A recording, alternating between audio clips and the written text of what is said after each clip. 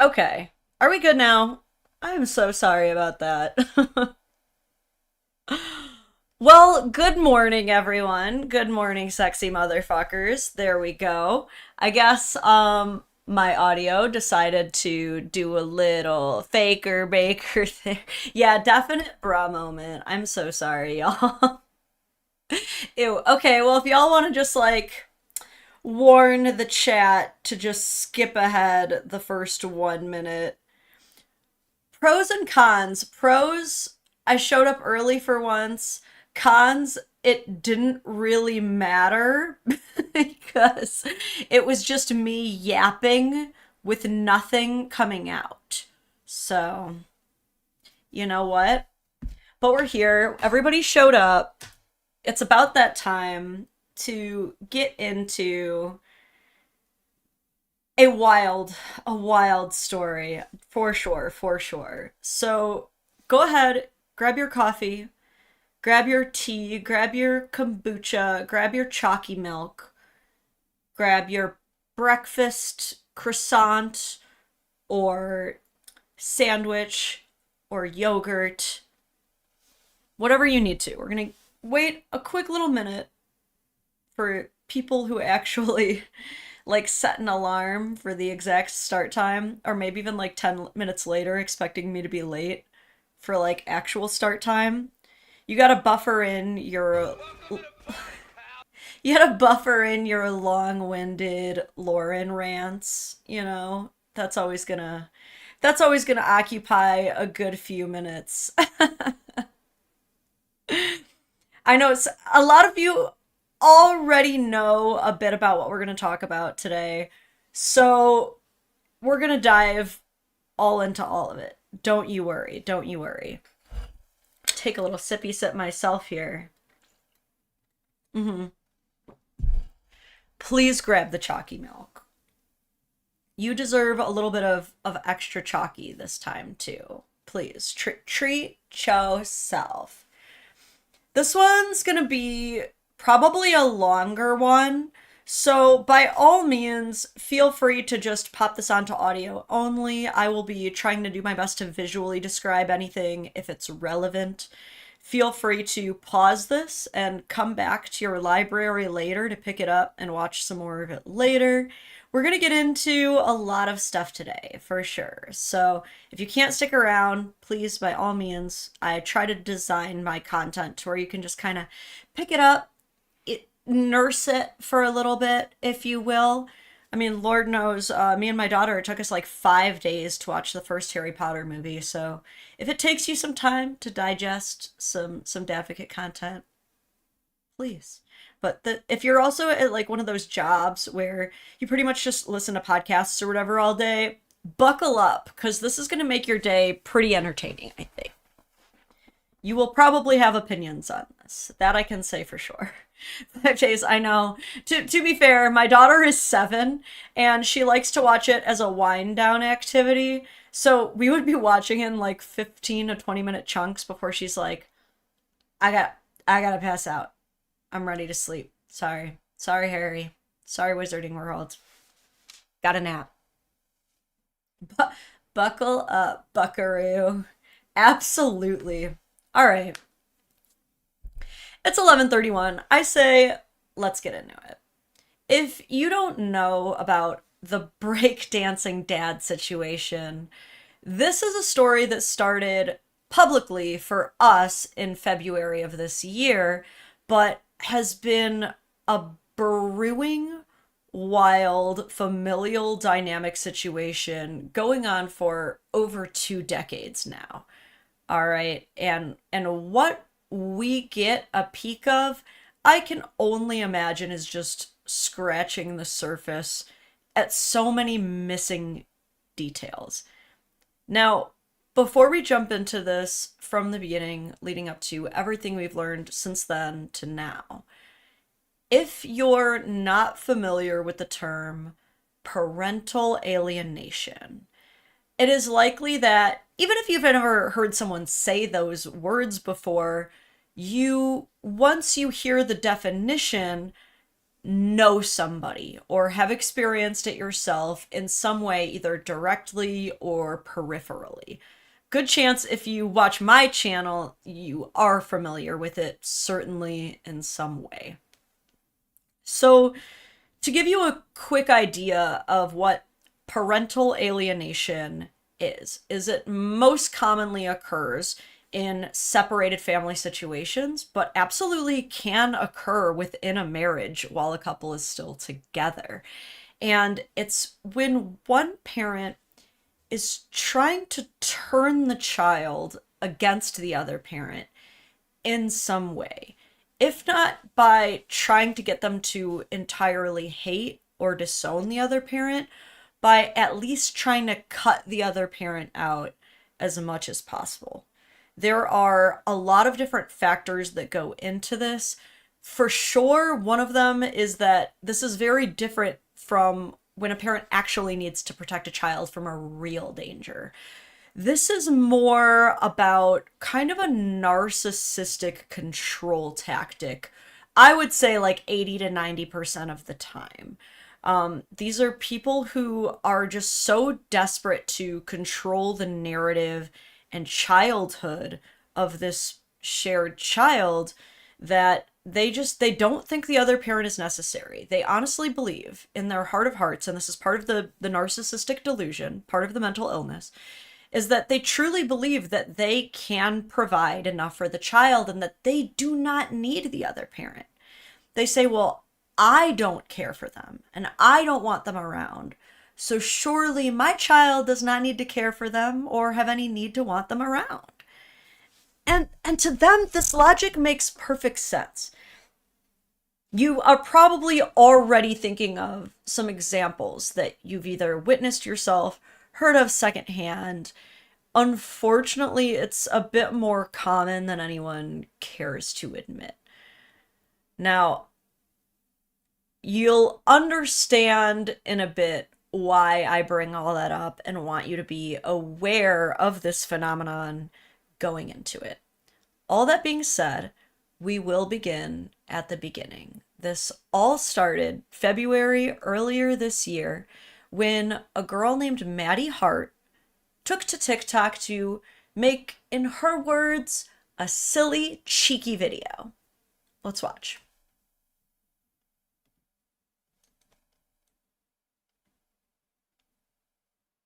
What's a piece of trauma that you have that's funny? It has to actually be funny. I'll go first.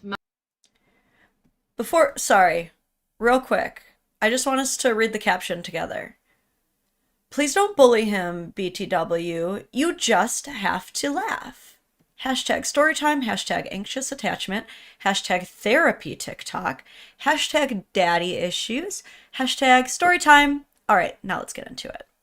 What's a piece of trauma that you have that's funny? It has to actually be funny. I'll go first. My dad abandoned my family when I was 5 years old. That is a wife and 4 kids. He abandoned us and then pursued amateur breakdancing. And he got really good.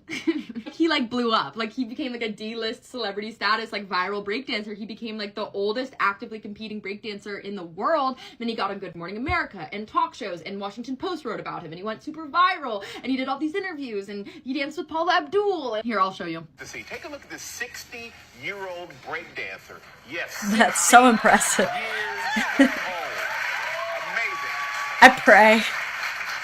That's Ben Hart. He's competing at a breakdancing competition in Philadelphia, and he may not have won, but I tell you what, he is winning over a lot of people on the internet. Yes. He really is. Yep. He's winning over a lot of people on the internet. This guy wouldn't pay my medical bills.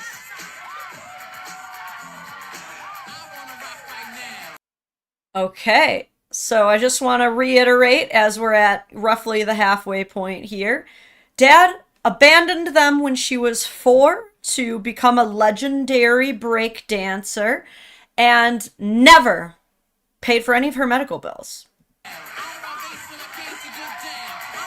The worst part, damn it, he's good. He should not be able to move his body like that. It's like impossible. It's beautiful. Hey, Dad.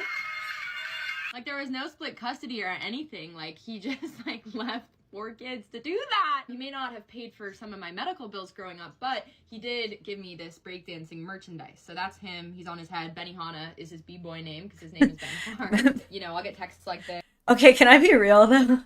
His name is Ben Hart. Benihana actually goes so hard. Can I be real though? Happy birthday ? And then like links to his breakdancing videos. If you have funny trauma, like wait.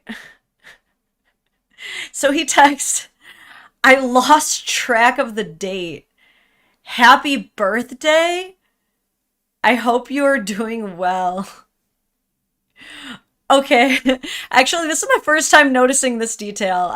I remember watching this like back when this first happened, but I totally didn't even read this text. If he truly forgot her birthday, doesn't look very great. However, he's the breakdancing dad, so this could just be an extremely goofy type of humor, especially assuming that is the actual date of her birthday. Like if every year his like joke was always like, is today the right day? Then it would be funny. I'm trying to understand what's going on. Like, why would you just tell on yourself like that? That's why it's like, okay, if she's a comedian, this is just what's in her profile on TikTok, and he's the breakdancing dad, I could see maybe that being like an inside joke of some kind, but that doesn't look great. His breakdancing videos. If you have funny trauma, like actual funny haha trauma, I need to hear it. Thank you. Okay, so that was the first video. And what we learned from Madi, our introduction to Madi's dad, Benihana, is that at the tender age of 4 years old, when you are making memories, so you're able to definitely remember big traumatic events like that, he just dips out of nowhere, like didn't even try to get custody, abandoned them, didn't even pay for any of her medical bills. Lord knows what Madi's been through over the last 20 some odd years, just to pursue this dream of breakdancing. And that's a funny, silly, traumatic, goofy story. It doesn't look great. It does look, I mean, these are tales as old as time where a woman falls for kind of a very theatrical man, you know, especially back in the day when like theaters were traveling, you know, God knows how many of us come from a line of like theater whore baby offspring, right? Where these super talented, charismatic guys would just have kids, but then not want to abandon their dreams and go off and pursue their passions, leaving the mom to raise the kids. We were just talking about that with the Fresh and Fit situation, except for that was presumably a paid escort, is I believe the story that's going out around there. So slightly different, but I would say a pretty believable story. I think a lot of people took this. I mean, I would read the comments, but there's that. So for a while, though, a lot of the comment section was people being like, wow, oh my God, that sucks. I have a deadbeat dad as well. Can relate to the deadbeat dad situation. And for almost a full week, that was easy to digest and chomp on the bit there, until Benihana himself responded. So we're going to go ahead and cue that up here. Oh, let's make sure the audio's on. Sound, please. Okay, I wake up at 6 a.m. to do some work. I get my coffee. I sit down, I open my computer, and what am I greeted with? Well, hundreds of comments calling me a deadbeat dad, a child abandoner, and all manner of other insults. So I think, what's this all about? Well, after a few minutes of investigation, I discover that my daughter, Madi, has made a video about me. She's a screenwriter in Hollywood. She's also a big social media influencer with millions of followers. Some of her videos get millions of views. And this video has tens of millions of views. Okay, really quick though. Let me just...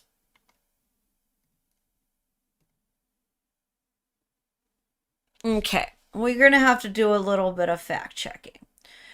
Do some of her videos get millions of views? Yes. Does Madi have millions of followers? No. So, again, I can kind of see why someone would want to say, like, the millions word, because when Madi made this video, it definitely received... What's a piece of trauma? I mean, there's 1.2 million likes.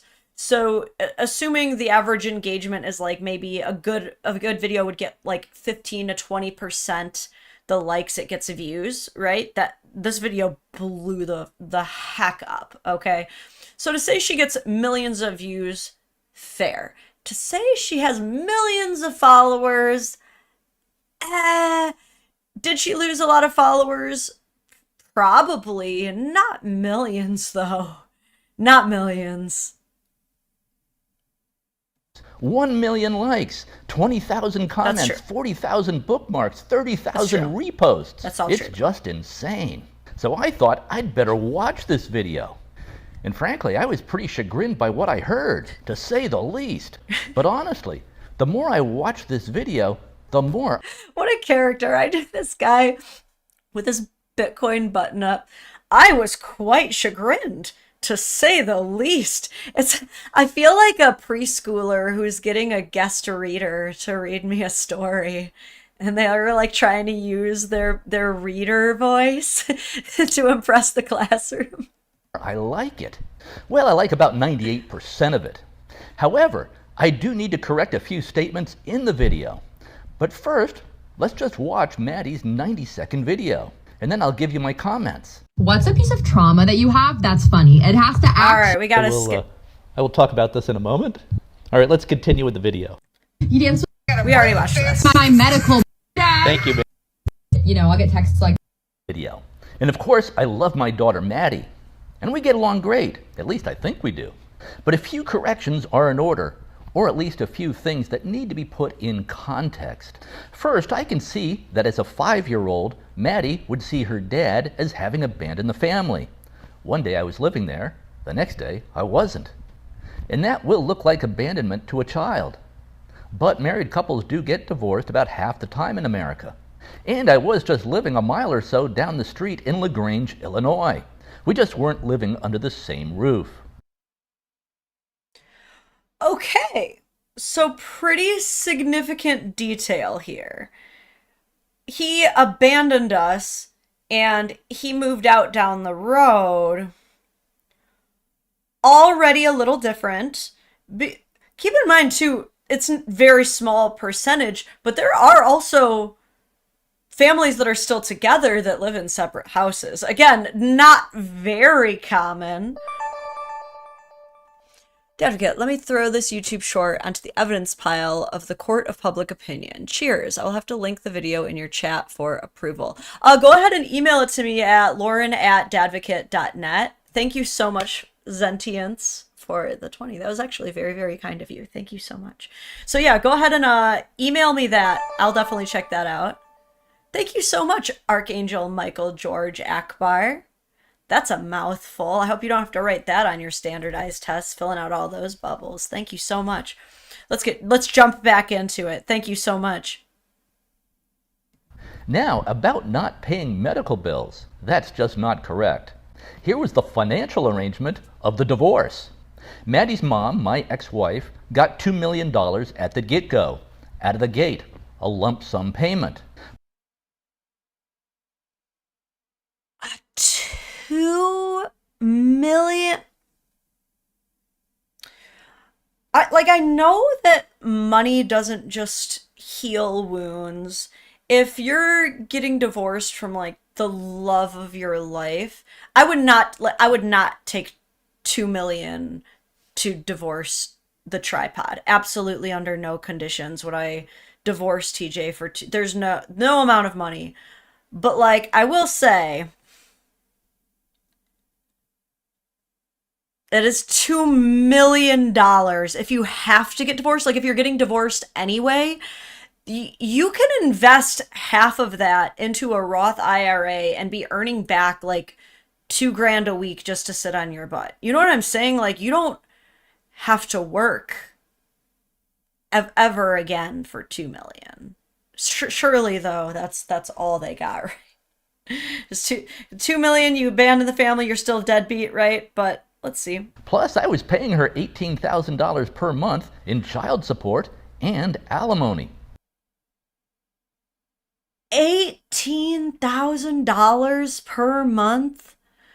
Don't get me wrong, I understand that like the more kids you have, and Maddie's not their only child together, I think in total he said there's either 3 or 4 kids, that you would pay more, but you got 2 milli plus 18,000 per month. This was later reduced to $12,000 per month. And of course I paid health insurance and out-of-pocket medical costs. I also put $600,000 into the kids' college fund.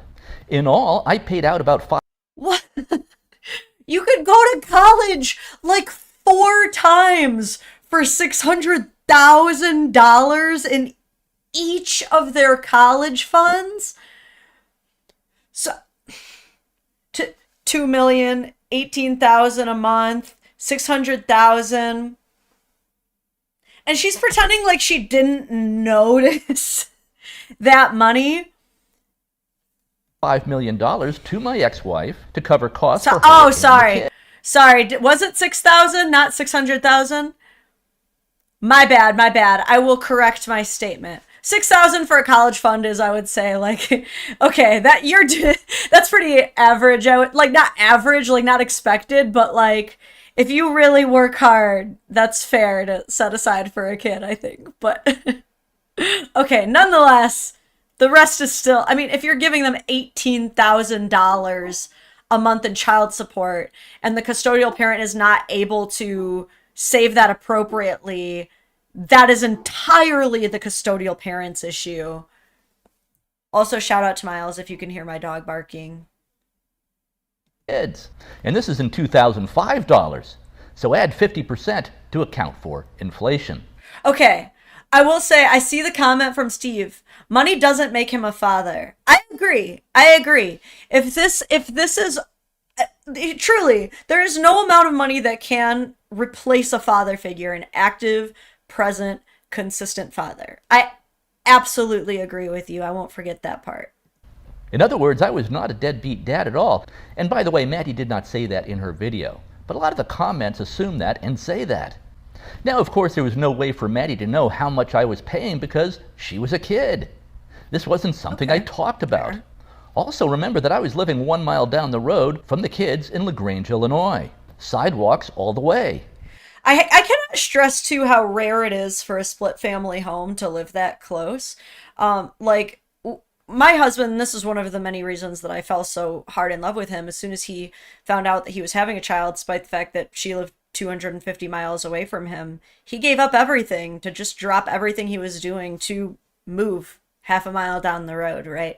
So I think that's best for the kids if you can live that close. But most families that are like trying their best to be as close as possible really can only realistically make it within like 15 minutes of each other. A lot more families are more within the 45-minute commute between homes range. And that's what's pretty average. So the fact that dude's like 1 mile away, that's about as available as you can get. You can ride your bike there, you know? An easy walk or bike ride. That's okay. I saw the kids all the time. No abandonment, just a divorce. Was I at fault in the divorce? Yeah, I would say I was about 70% at fault. I own that. Maddie's mom and I were really not compatible in many ways. The spoon was in my mouth. I just didn't notice it was pure gold. Man, Cameron, thank you. Seriously. I want to afford the innocence of children, some grace, right? Because it is true. As a child, you're not usually super aware of your financial situation unless you're like me and you grew up dirt poor and your parents reminded you on a pretty regular basis that you're dirt poor and to just straight up not expect anything. But I'd say probably like average middle income kids probably don't have a great idea.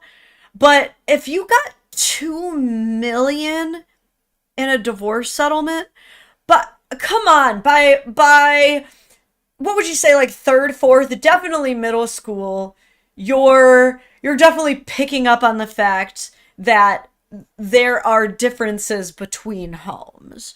I'm curious, when did you guys start noticing that different homes had different money situations? I am curious. Obviously, they were very, very young when this started. But if the 2 million is gone by the time you can recognize that it was ever there, what are you doing, you know? And yeah, she's not a child anymore. That's a great comment. So it's kind of like, how after all these years did you never see any context clues whatsoever? Like the fact that you even had college savings, and we will learn too that it's not as though the mom was like at a job or anything to explain where all the income was coming from. But I guess that's debatable. We were compatible in some ways, but not in other ways. Do I regret marrying Maddie's mom? No, absolutely not. If I had not married Maddie's mom, Maddie and her 3 siblings would not have been born. Okay, so they would not have existed. The kids have turned out great. Maddie graduated from Northwestern University and is a screenwriter in Hollywood. Maddie's older sister Tori is a partner at a hedge fund on Wall Street, and she's getting rich. Maddie's younger sister Elizabeth. Like, I can't blame him for wanting to like brag about his kids. And I guess like this is like the tricky thing about if you are being gaslit. If it's true that Maddie kind of made up this story, whenever you're in a situation of someone else telling a completely different narrative than the reality you know to be true, you get to this point where you have to like, you feel this need to prove the truth. You're like trying to record everything and document everything just to prove that reality is real. So it's kind of like, even though I'm like, oh, come on, you're prattling on a bit, bub, it's also like, well, he has to prove that he's keeping up with his kids' lives. Olivia just graduated from college and is teaching English to first graders in Thailand. Her older brother Peter is getting a master's degree in psychology. I get along great with all my kids, including Maddie. At least I think I do. So the kids are doing just fine despite Dad's many shortcomings. One other slight correction, which I hesitate to even bring up because I love the way Maddie did this in her video. I did not abandon the family for breakdancing. I have a career. I'm in the advertising business, built an ad agency. That's how I was able to afford to pay Maddie's mom $5 million. Hey, yo, what's that dude's name from Mad Men? Why can't I think of it? Benny Hanna here was the original Mad Men out here. I can just imagine their divorce dissolved because he was like hitting up all the secretaries, just like epic skibbity riz all over the place. Maddie's mom and I separated in 2004 and divorced in 2000. Don Draper, the true OG Don Draper. 2005. I took up breakdancing entirely by accident in 2012 as a way to get in shape at the age of 54. Nice. I then just kept doing it. I'm now age 66. Now some of you might be wondering, can he still breakdance at age 66? Well, I don't know. Let's see. I'll give it a try. Okay, Maddie, let's see how the old man does.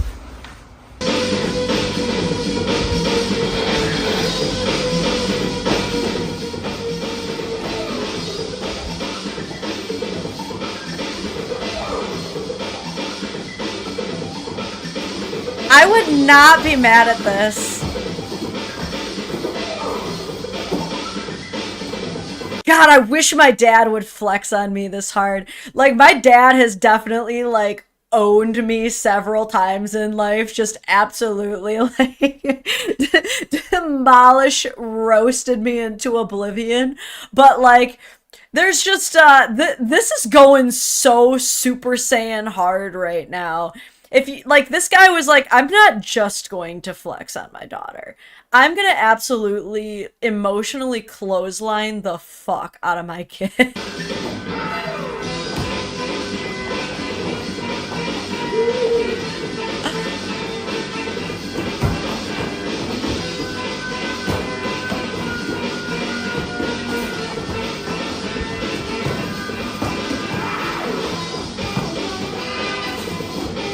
He just keeps going. How long does this go on? So the bottom line is this. Oh, okay. At first, I really did not like Maddie's video at all. But I was biased by all the negative comments that I was greeted with at 6 a.m. in the morning in my social media feed. But the more I watch the video, the more I like it. And her video certainly is true from her perspective, even though a few details are off. No doubt because of what she heard from her mom. And I do think it's a great storyline that a 54-year-old dude left his family to pursue breakdancing, even if not quite true, factually. But perhaps it speaks to a bigger truth, a truth that is really truer than the actual facts of the matter. This could be a very funny movie plot. So maybe Maddie will make this movie about her 66-year-old breakdancing dad. Also, as I scroll through the 12,000 comments on Maddie's video, I really like most of them. Some are hilarious.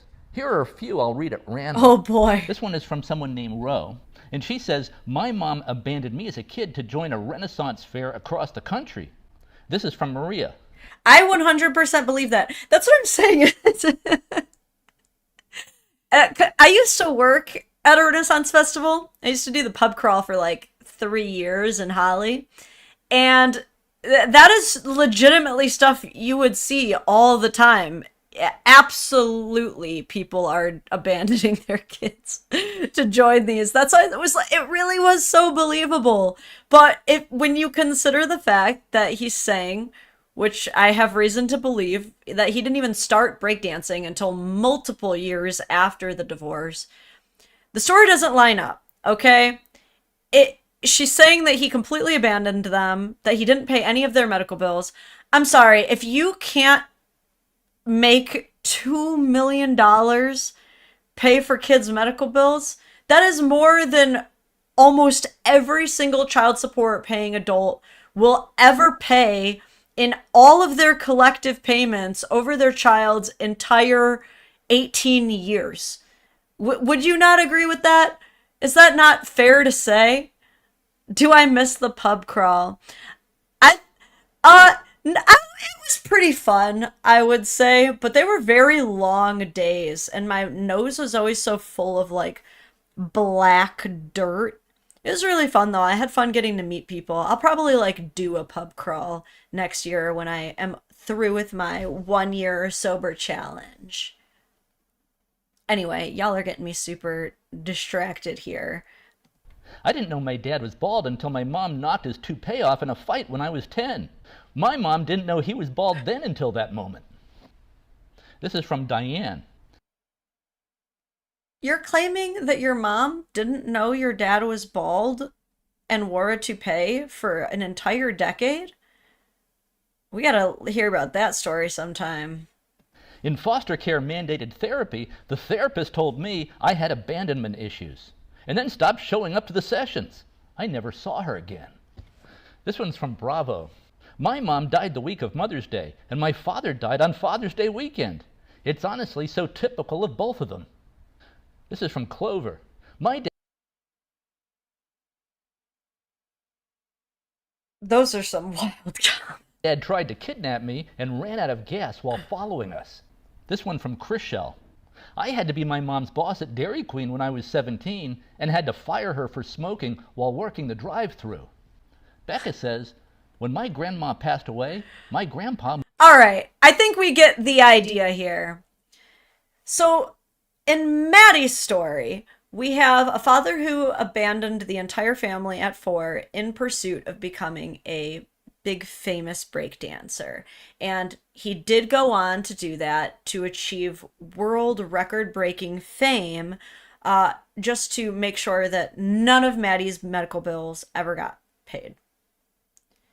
According to Benihana, he lived a mile away after giving y'all millions of dollars and was always there. So, one of these two is lying. I think that we can agree on that. It's possible they're both lying in some way. What I think is interesting... Sorry, there's something on my screen. I had to pick it off. I do think it's interesting that Ben suggests that she might be making this up for a screenplay. Just because of what would happen much later. Matthew, thank you. Thank you so much. So, of course, Ben makes his response, and Maddie would not just let that fly. All right, her life is on the line here.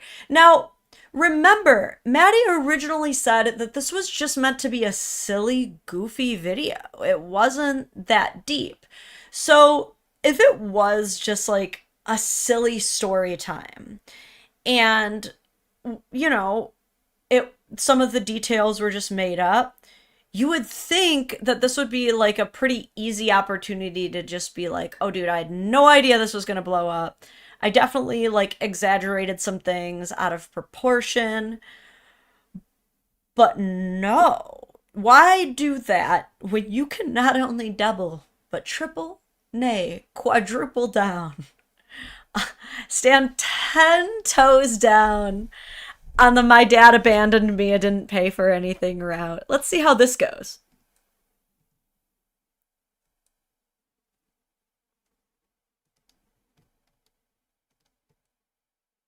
I know my dad posted like a 10-minute video or whatever being like, you know, my daughter's lying. We have a great relationship. I have a great relationship with all my kids. That's just objectively not true. Like, guys, we're all freaking out about this in my family group chat right now. We're being like, he's so unhinged and delusional. We don't know if he actually believes his own narrative or if he's lying on purpose, but he's just like a weird guy. Yeah, he said he lived down the street from us. That's not true. Or like if he did, it was only for a few months maybe, but...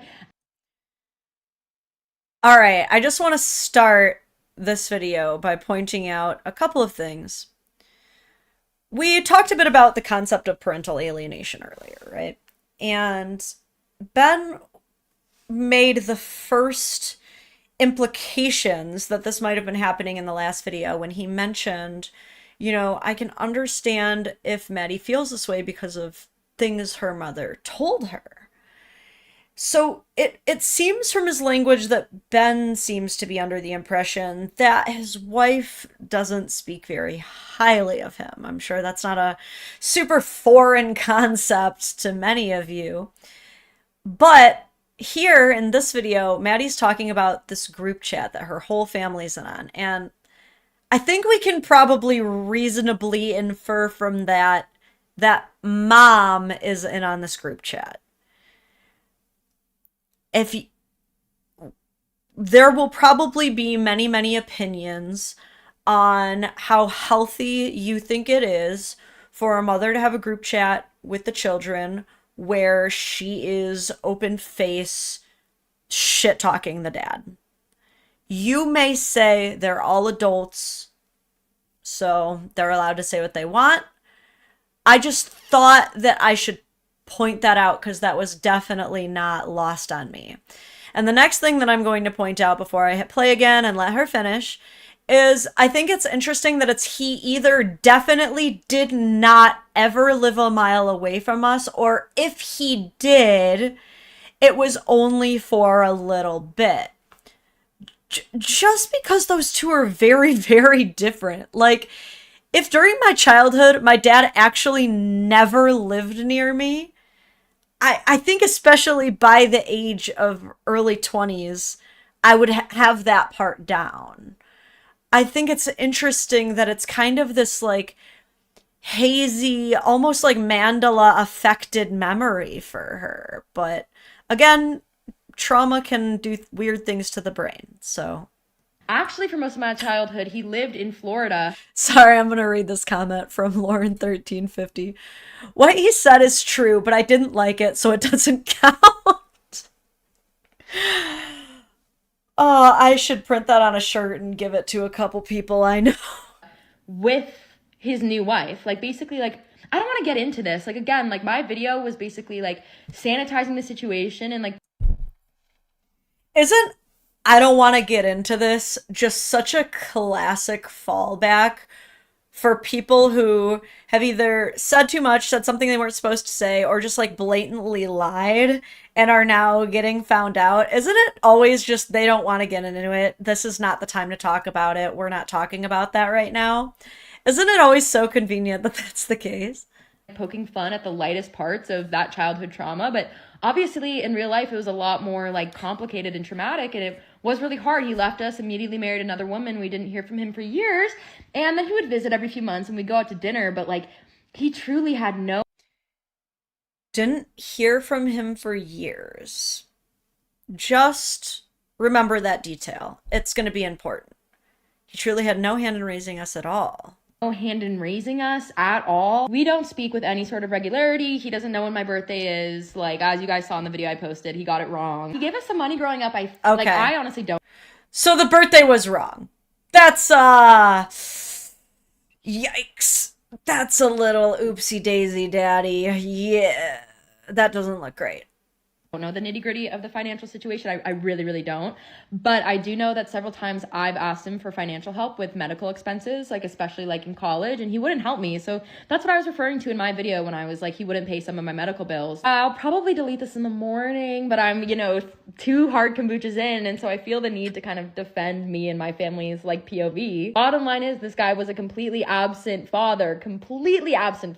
He's like, I was just a bike ride away from those kids, and it's like, not once did any of us ever take a bike ride to his house. I don't think I've ever been in his house ever. So that part kind of stood out to me because I'm, again, unfortunately very familiar with the parental alienation handbook, and I'm really trying not to like project any kind of situations that I know of or have experienced onto this. Like I said, I'm trying to be as unobjective as possible. I obviously don't think the boy Benihana looks very great not knowing his kids' birthdays, because especially if they're in their 20s, that's 20 years for you to get this right, dude. Like, come on. I have that written on all of my calendars. But I will say this, and I'm very proud to say this. In my specific situation, while the parental alienation attempts have never stopped, they've also, praise be to every God, never worked, right? Like, my husband's son loves the shit out of him, loves the shit out of us.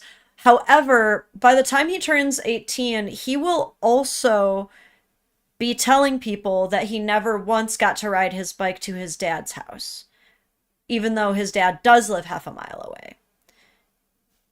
That's not because he has an absent father at all. As I mentioned earlier in the stream, my husband moved 250 miles, gave up his career, family, friends, every resource, every opportunity that he had to change his life to be as available for his son as possible. The boy is just not allowed to ride his bike half a mile over. Straight up banned. It does not matter how much free time he has. It does not matter if nothing is going on. He has never and will never be allowed to do that simple thing. So it would not surprise me to hear that might be the reason. But again, it could just be he moved there for convenience, but still was always unavailable, always traveling, and the kids really didn't see him. It could be.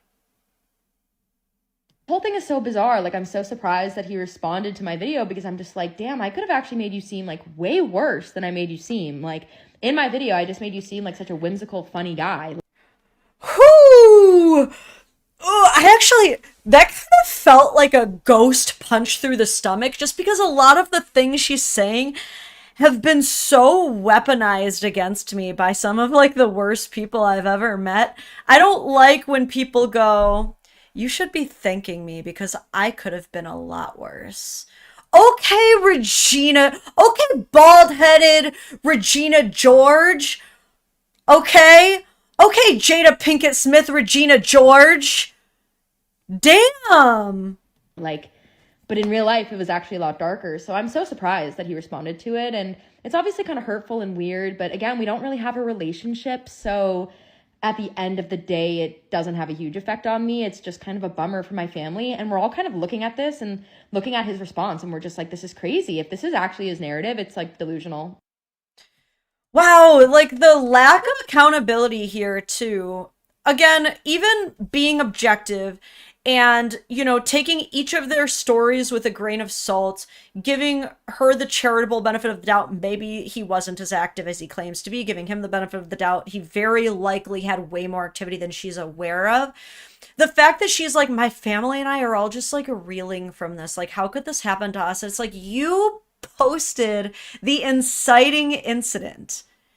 You were like, I'm just going to do this tee-hee silly funny thing where I completely drag my father's full first and last government name through the mud on the world's largest social media platform. Like, to be like, we just can't handle all this pressure. Like, and this wasn't her, it's not like this was her first ever viral video. It's not like this was even her first attempt at going viral. This is a person who, not like chronically, but fairly regularly is trying to get her material out there on social media, trying to get booked for comedy shows. Like, to say there was no agenda, like it was just supposed to be funny and he's the one that took it too far, a bit disingenuous. I don't think that any dad in the world would have looked at that video and gone like, my silly kid, like just giving me a little ribbon, you know, just kind of teasing me a little. Because obviously it was never a silly joke. It was filled with some kind of long-bred resentment, which she just admitted to, didn't she? In that last video, she just said herself, like, it actually is that deep. I know I said it wasn't, but it's deep. Okay. So I just wanted to kind of point that out. Another thing that I also want to stress, one thing that often influences and inspires parental alienation tactics is the huge benefit that within family court decisions, the way that child support is calculated is it goes based off of what each parent is making, combined with the amount of overnights, specifically overnights spent. So a lot of parents will try to, I mean, what they could do is say, you can keep the kid all day long while I'm at work, straight up 8 a.m. to 8 p.m. They're coming home with me though. They're not spending the night at your house. And I've heard all sorts of excuses. One excuse for why my husband shouldn't have overnights is because he's deaf in one ear due to a car accident. Apparently, ableism is just absolutely fine. Apparently, these people have never heard of deaf parents who raise children all the time. But yeah, I've heard it all. So you can see how, even if that's not what's happening here, even if that isn't what's happening, parental alienation does exist, and this is often a huge motivating factor for it. Because if you can just get all of the overnights, that child support goes in your favor. You know what I'm saying? Now, that was not the end, though. That was not the end. As a fun little update, I don't know why this even, like, becomes super relevant, but you might like to know. Elon Musk did join the fight. A wild Elon appears. So at this point, I say all that just to point out the fact that this is getting pretty big at this point. So in the last video, Madi kind of takes to contestation to the claim that Ben lived close by.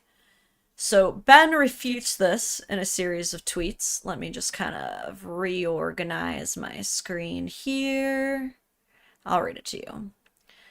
Ben tweets, lived in LaGrange from 2007 to 2011, just down the street. So a little bit more than a few months, I would say, but you also... A lot of what Ben says is true in that you can't blame, like, Madi's retrospective child memory for kind of muddying things up a little bit. Because think about this, and it's gonna hurt saying this out loud, but if you're a typical non-custodial father, you're often, if there's a high contestation from the mother to make sure that you are as non-custodial as possible, the bare minimum that they'll give you is 20% of the year. So if you're only doing 20% of the year, then by the age of 10, you have to imagine that's like 6-7 years of their life that you haven't been there for collectively. Like, saying that out loud literally makes me want to just like shut down the whole stream and just like have a moment of like silence and like throw up a little bit, honestly. But that is the really fucking tragic math of parental alienation that would cause a child to understand a father's presence from 2007 to 2011, that proximity, to only really equating to a couple months.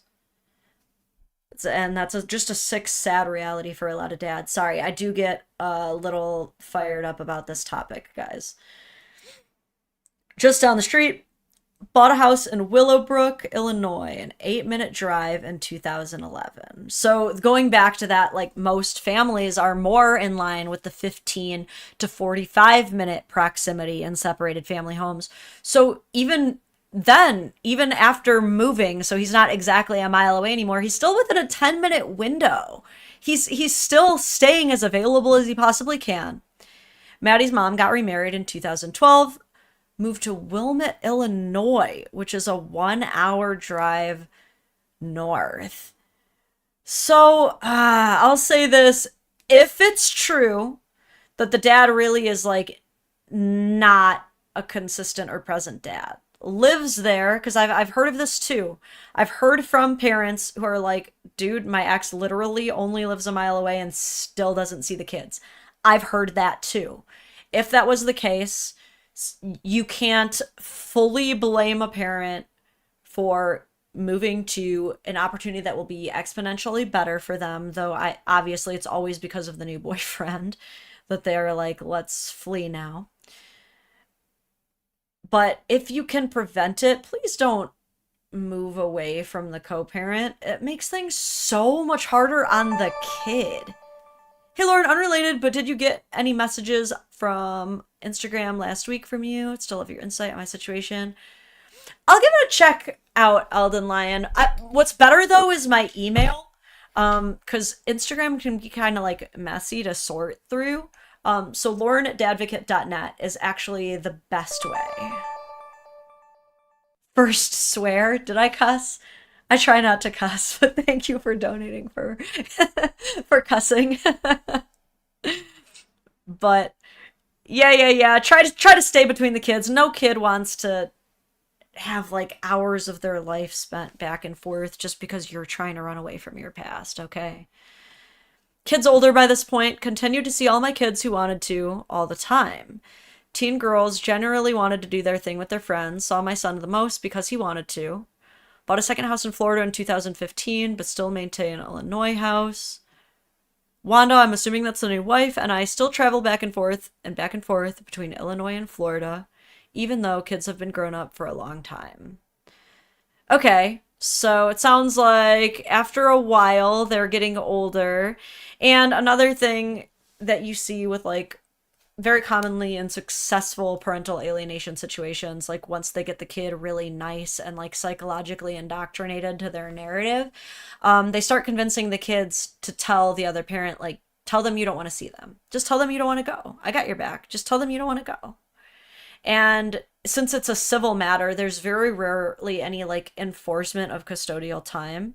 Custodial interference is very rarely charged or even acknowledged by the court. You might get contempt of court, which is like, don't do that again, right? Like it's really nothing. Now, if you're behind on child support, they'll take your driver's license, they'll take your business license, they'll take your fishing and hunting license, they'll throw you in a jail cell. But if you don't actually participate in the parenting time schedule, not much is going to be done about it. And, you know, he seems like the kind of dad where if his teen daughters are like, Dad, I don't want to hang out, I want to go to the mall with my friends, he's going to begrudgingly accept that, as I'm sure a lot of us would. You know, you guys know I have a teenager now. My kid's 15, you know, the oldest almost 16 this fall. And there's plenty of times, probably most of the time that, I don't know, most of the time that we're together, he's like, if I can be with my friends, that would be the best, you know? But I think we can relate to that a little bit. But you also, I would not be surprised if there was a bit of, you don't have to go with your dad, you know? And then I think this keeps going. He'll explain more in another one, which he does here. Let me get this all queued up for us. We'll watch the dad's response to her video. It's going to be about 30 minutes, but I might skip some parts. This video is a follow-up to my Sunday video on my daughter's viral video, trashing me, her dad. And these videos are all over the internet now, with titles like Bitcoiner and Breakdancing Dad, Ben Hart, Navigate Storm, from daughter's viral TikTok video. And you should see my first video on this topic before watching this video, just so you know what this storm is all about. We did, don't worry. But here's a quick recap. My daughter Maddie is a 24-year-old screenwriter in Hollywood. I love her so much, though we are on different sides politically. We're going to get through this part, because this is, you can see, this is him just playing her video so that everybody can kind of be up to speed. So let's get to his response to these. There we go. Shaved off some time there. It's just kind of a bummer for my family. And we're all kind of looking at this and looking at his response. And we're just like, this is crazy. If this is actually his narrative, it's like delusional. Now, I'm not going to go through all of Maddie's points here, most of which are just a repeat of what her mom's been telling the kids for the last 19 years. Okay, so... okay. So a little bit more confirmation from Big Benihana that he 100% is fully of the belief that his ex, Betsy Hart, has not stopped filling these kids' heads with all kinds of awful things about this guy. All right? Sometimes it's just the facts that a parent is not absent, or not available, not participating. Dr. Oakes says, I think an important part as the owner of his own business, especially one involving advertising to other companies, he needed to respond to this. Yeah, he does bring that up. I don't know if you saw that he said that, but yeah, he's actually going to bring that up and how this has affected his business in all kinds of ways and for the last 19 years, quite frankly. But, right, so this could either go one of two ways typically, right? Oftentimes, a kid really does just have a shitty parent and they're fully aware of it and they come to their own conclusions. Many other times, parental alienation runs hella deep. And we as kids, we want to impress our parents so bad. You know, we're so impressionable from our parents that if our parent really hates someone, very likely we will grow to feel some type of way about them too. And the reason that I personally am kind of leaning toward it's more likely that Betsy Hart has been in her kid's ear for the last 2 decades is that I actually have a lot of close friendships with single mothers who truly do have deadbeat dads. Truly, the father of their kids has failed at every turn. My best friend would literally buy the tickets to send the kid to the dad, pay for stuff for them to do, and the dad would still not show up, right? Like the people who've truly tried everything to get and keep them involved, and they just won't do it. And those people, these women are not in their kid's ear being like, well, if your shitty dad actually stepped up, or like, well, you know, if your piece of crap deadbeat dad didn't, you know, hate us so much. The people I know who are in these situations, and of course, like this, everybody reacts different to things. I'm not even trying to say this is how you should react. It's just typically what I see is still this need to protect the children and to recognize that filling your kids' hearts with hatred does way more damage to them than any good. And most of the time, the way that you hear them explain is like, it's not that your dad doesn't want to see you. It's your dad is sick, you know, right? It's not that your mom doesn't want you. She just has a sickness inside of her, and she can't show up the way she wants to, right? We typically, most parents find any other way to explain to their child if they actually have an absent parent. Do you know what I'm saying? And I'm not saying it never comes out. I'm not saying they never verbally express their frustration, because it's gonna slip out sometimes. If you truly got abandoned, of course you're gonna express some frustration over that. But there are situations where parents just take that a little too far, and that hatred becomes a plant that they just water and let deepen the roots that will be so difficult to pull up later in life. You know what I'm saying? Interesting. On the flip side of that, my dad was an awful person and my mom didn't tell me any of it to not color my opinion. I really wish she had told me, because it would have saved me a lot of trouble. Yeah, I just truly believe in letting people come to their own conclusions, right? Like, if someone is such an awful person, it's kind of like, I don't have to convince you. I don't like to spend my time trying to convince other people that someone is an awful person. You know, I'm typically like, I'll just let the reality sit for itself. But it does suck that your mom didn't give you like a heads up. You know, I think it would be fair to be like, just so you know, don't expect anything, right? She could have given you some kind of a battle speech sending you off into that. But back to the video. So let's roll tape to see what childhood was actually like for my kids.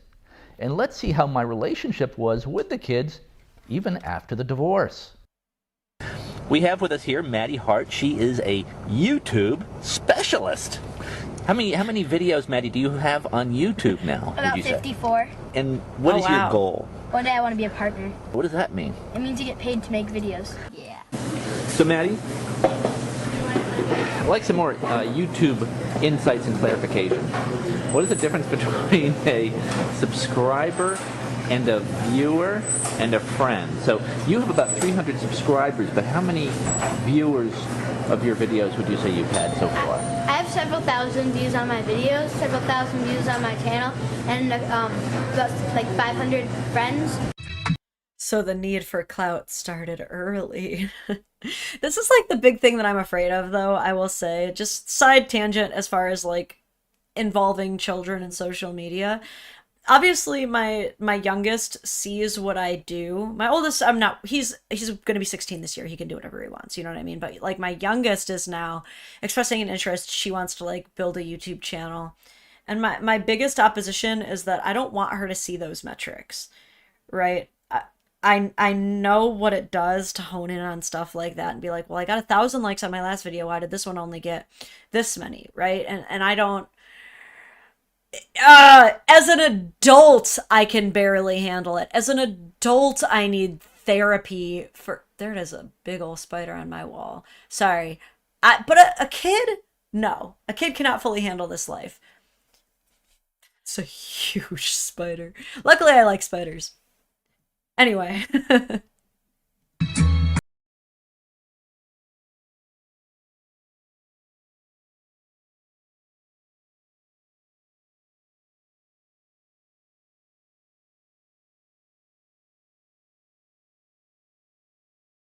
So now we're getting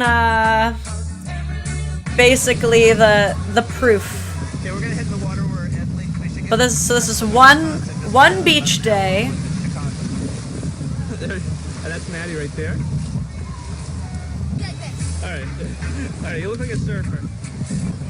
And like clearly there was some involvement. Now you do sometimes hear of the term Disney dad, which is the implication that this is just a guy who just shows up for the fun times, the vacations, not really involved in the day-to-day. So take that as it will. You will. This clearly proves that there was some involvement, but so far this is just footage from one day. It's 365 days in a year, you know? And again, this could just be the one day that he was allowed to take the kids. Because I can't tell you how difficult they'll make it for you sometimes, right? Like some of these parents, they'll have it like written in the agreements, like you can't take them out of state lines without my permission, and then they don't give the permission, stuff like that. So you never know how hard it is for some of these non-custodial parents to even get this time, right? Just wanted to offer multiple different perspectives. All right, here, let me hold it for you. Get on there. All right, I'll pull you out. All right, we're holding at the sea here. We're gonna get over this sandbar.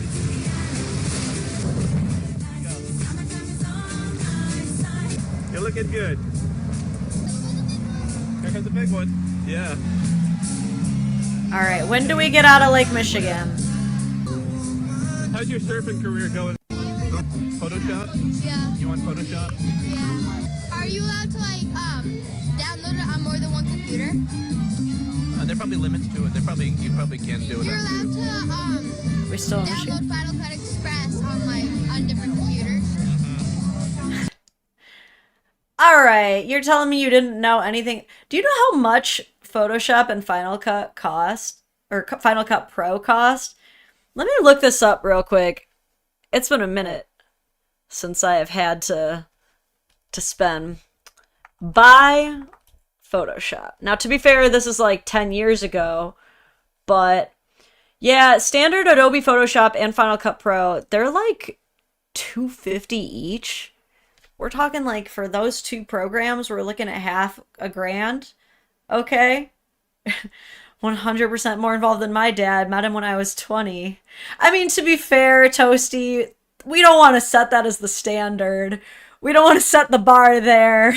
We don't want to make that the comparison. That's awful.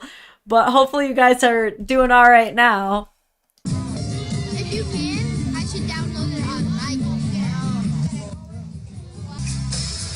There's a place called Kokomo.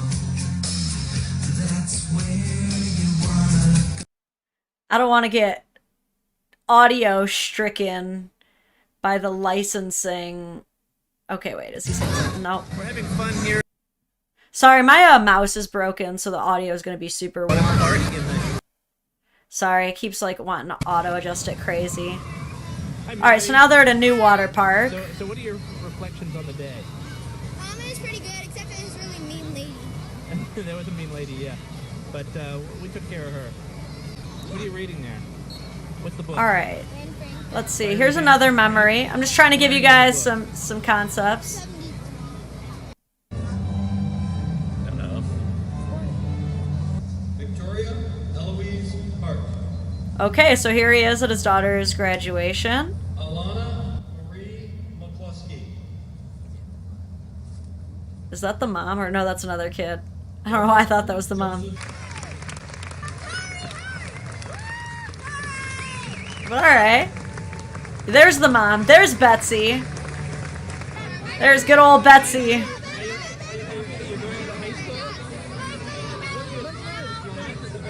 Now again, these are big events. This could just be like Disney Dad stuff. The 2 weeks of the year, maybe he ended up seeing them. There's a term for it in like the Catholic faith, like the Catholics that only show up to church for like Christmas and Easter. Well, my mom would call them creasters. So again, worst case scenario could be that. Best case scenario, though, he was actually like pretty involved, but the mom was successfully painting him as like, well, you notice he only shows up for vacations. He only wants to be a fun dad. Da da da da da. But make your own conclusions. I would say he's at least been fiscally involved and, involved in the big stuff, which really is a lot of what matters too. The day-to-day definitely matters, but any non-custodial parent will tell you that you don't get the chance to be involved in day-to-day stuff. So what are you going to do? If you give me every other weekend, I'm going to be the fun parent. Stay mad, I guess, but that you put me there.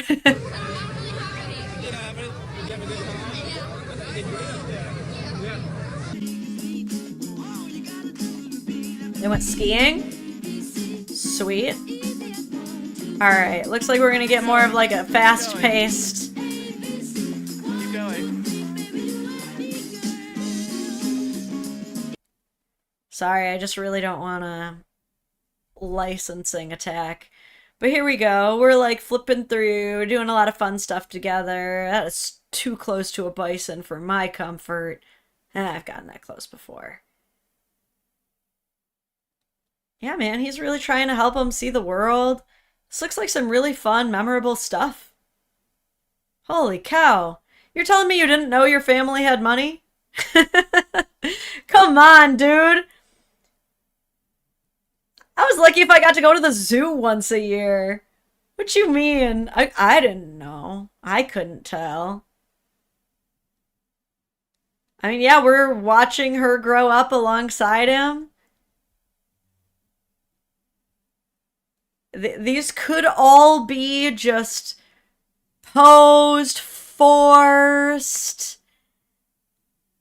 rare times that she saw this elusive figure in her life. But it's starting to feel pretty damning. I mean, that looked like her just like last week, didn't it? Alright, let's let him finish telling it. Madi is not lying in her videos. She is saying in these videos what she perceives to be true from her perspective. She's expressing her truth. And her perception is impacted radically by 19 years of brainwashing by my ex-wife. I don't want anyone attacking or bullying Madi for her videos. Again, I can't stress enough, if it's true that parental alienation was occurring. Again, where I'm starting to lean based on the things that I've heard,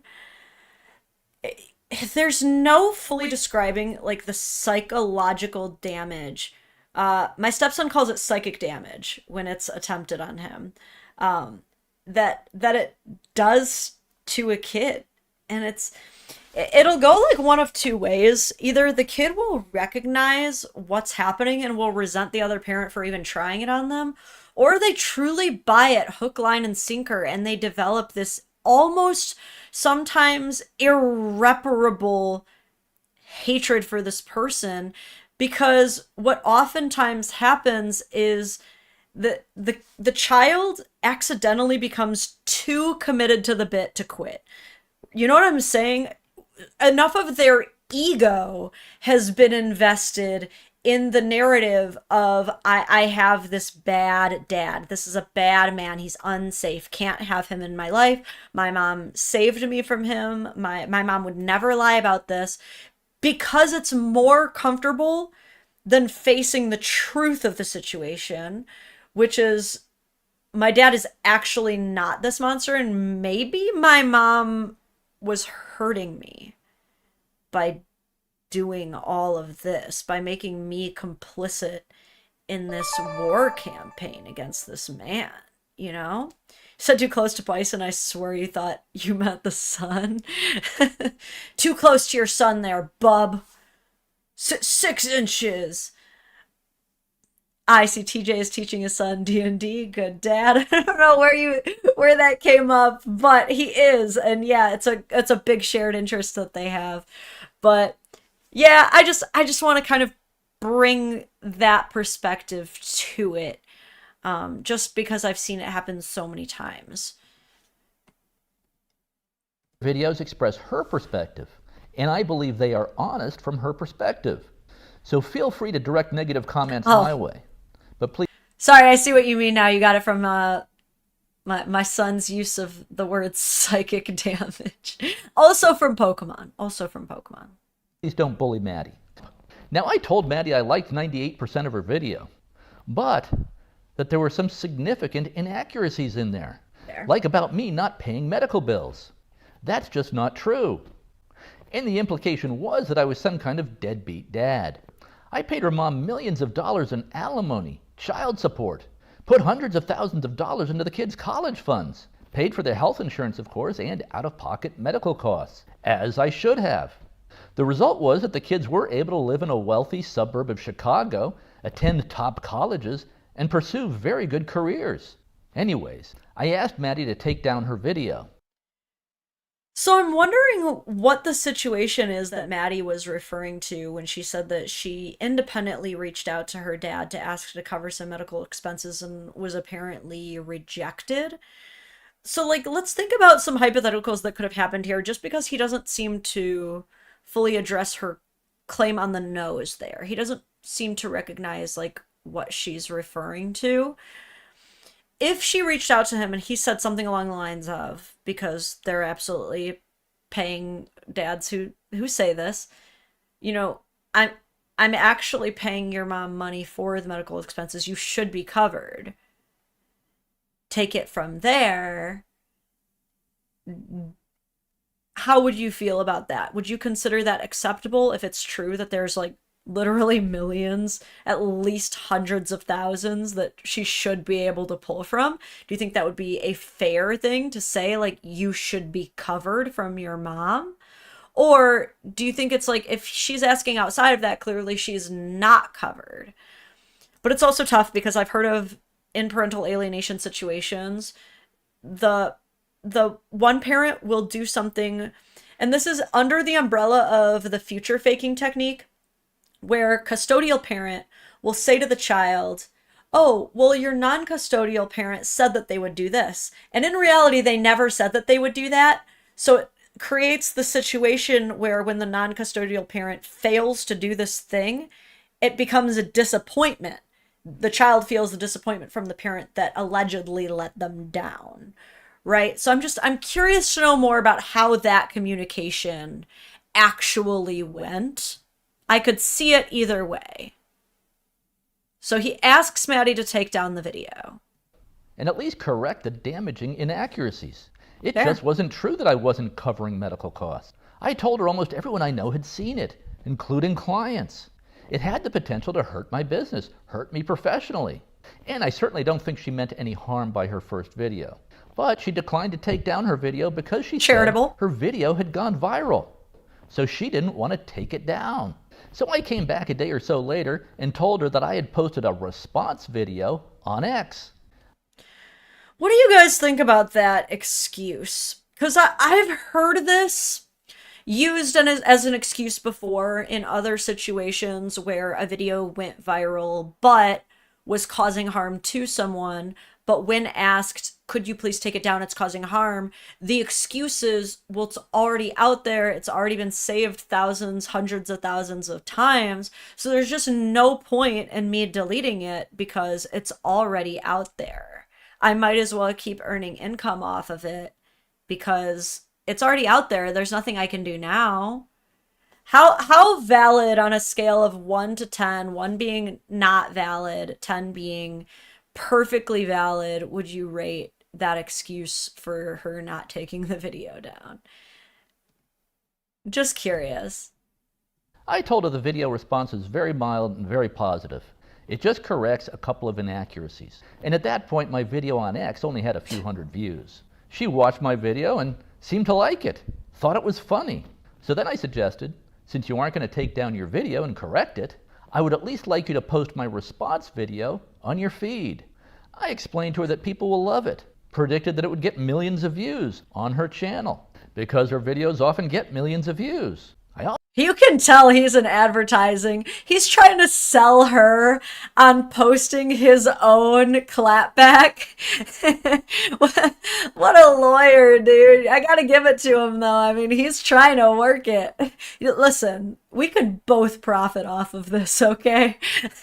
Like, let's both make it. If you're gonna bring me down in a blaze of glory, let's both make a quick buck, shall we? I also suggested to her that after my response video, I could fly out to Los Angeles. We could then do a collaboration video, sitting down together and hash out these issues. People would love that, I said, but she declined. So I really had no choice but to put up my response video to set the record straight, even if it only gets 200 views, which is about what I expected. Well, then my response video really started to blow up. It hit 1 million views in about 12 hours, then 5 million views, 10 million views, 20 million views, 30 million views, and on up from there. Maddie's mom started to freak out, sent me long text messages telling me to take my video down. Oh, what I would give for those text messages to be leaked. Ah, I pray. Can the Benihana Betsy text log please get dropped? That's what I want for my birthday. Please, all of the gods, let those be leaked. Benihana, please send them to me. I'll even sign an NDA just for me to read. I won't even post them. I'll just read them and giggle to myself to sleep. Oh, that would tickle me. I'm like, but Maddie's video is still up and has 7 million views, and that's just on TikTok. Plus, Maddie has posted a much more negative second video, full of inaccuracies. Here are the basic facts. Maddie's mom and I got divorced in 2005. In America, about half of marriages end in divorce, and it's natural for young children to feel abandoned.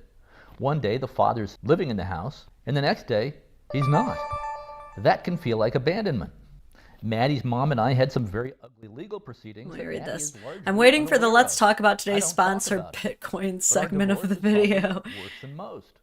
I lived in I wish. From 2007 Please let me get 2011, sponsored by Bitcoin, dude. Saw the kids all the time.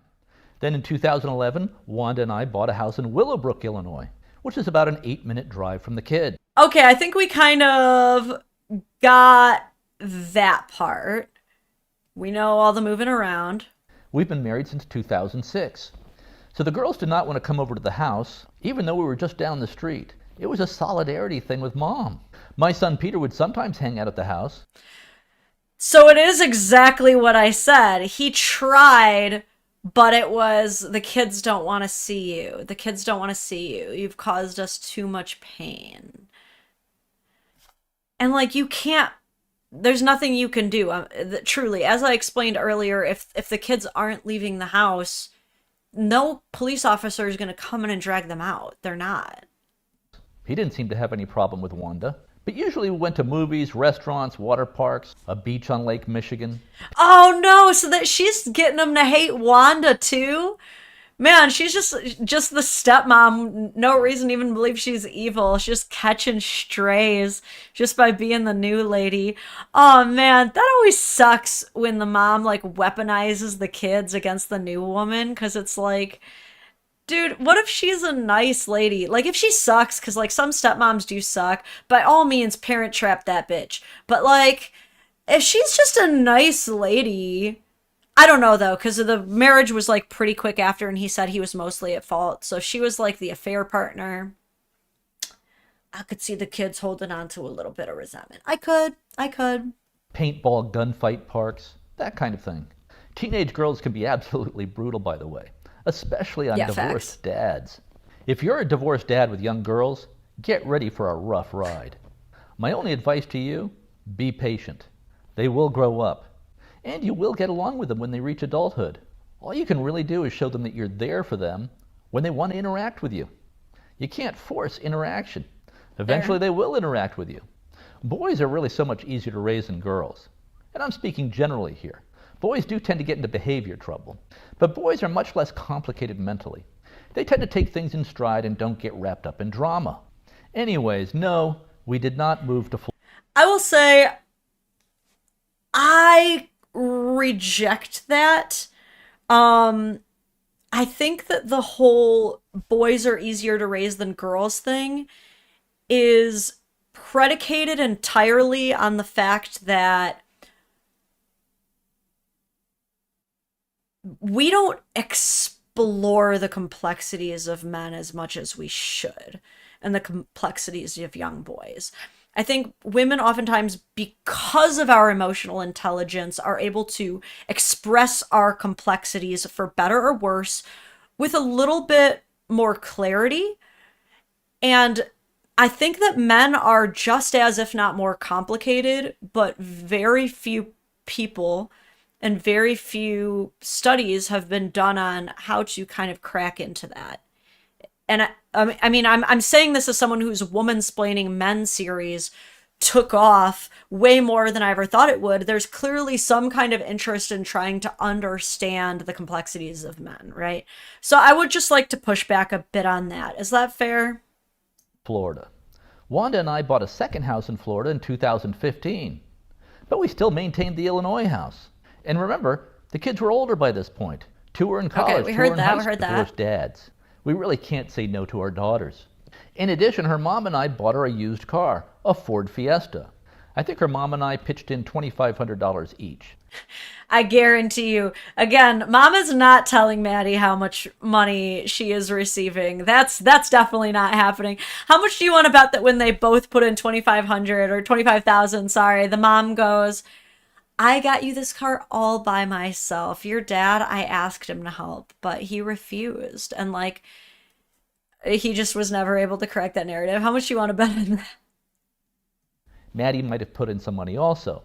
I think the car was about $7,500. I also co-signed a lease for her so on her apartment. Now this is very different from how I was treated by my dad when I graduated from college. My dad gave me 0 after my last day in college. Same. He was done.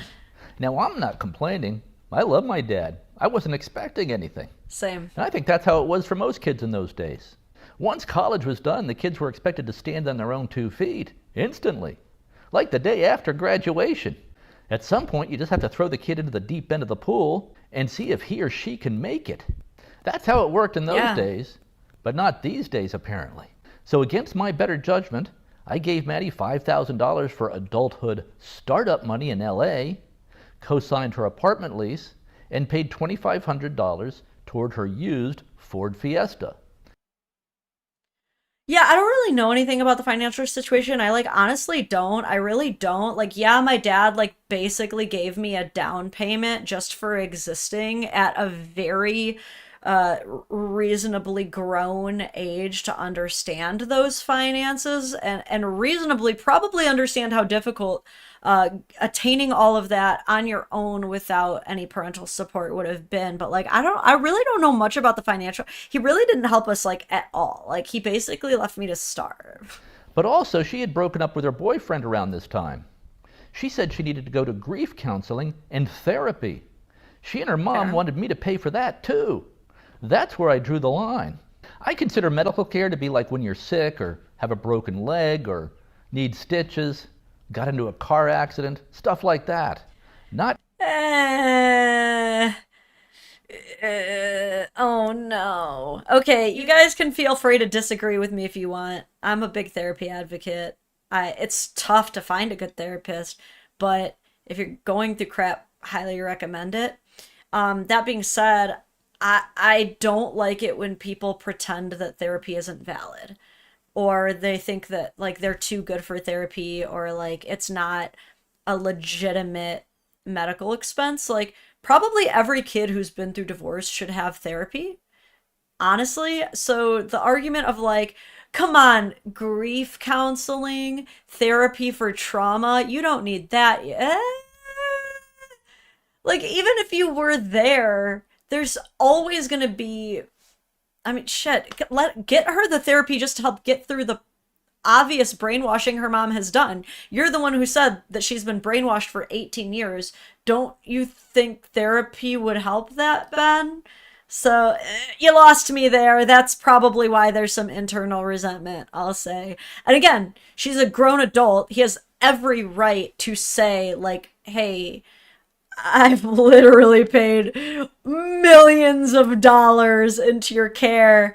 I think you can afford this. He has every right to say that. I just don't agree with the reasoning for it. That's all. Grief counseling over a breakup with a boyfriend. Also, counseling and psychology today are Paul. completely dominated by far-left female wokesters. Almost no males in that profession. So no doubt her therapist would be telling her the problem was her dad. Oh, wow. Okay, I see what they mean now when he said that they kind of are at odds politically.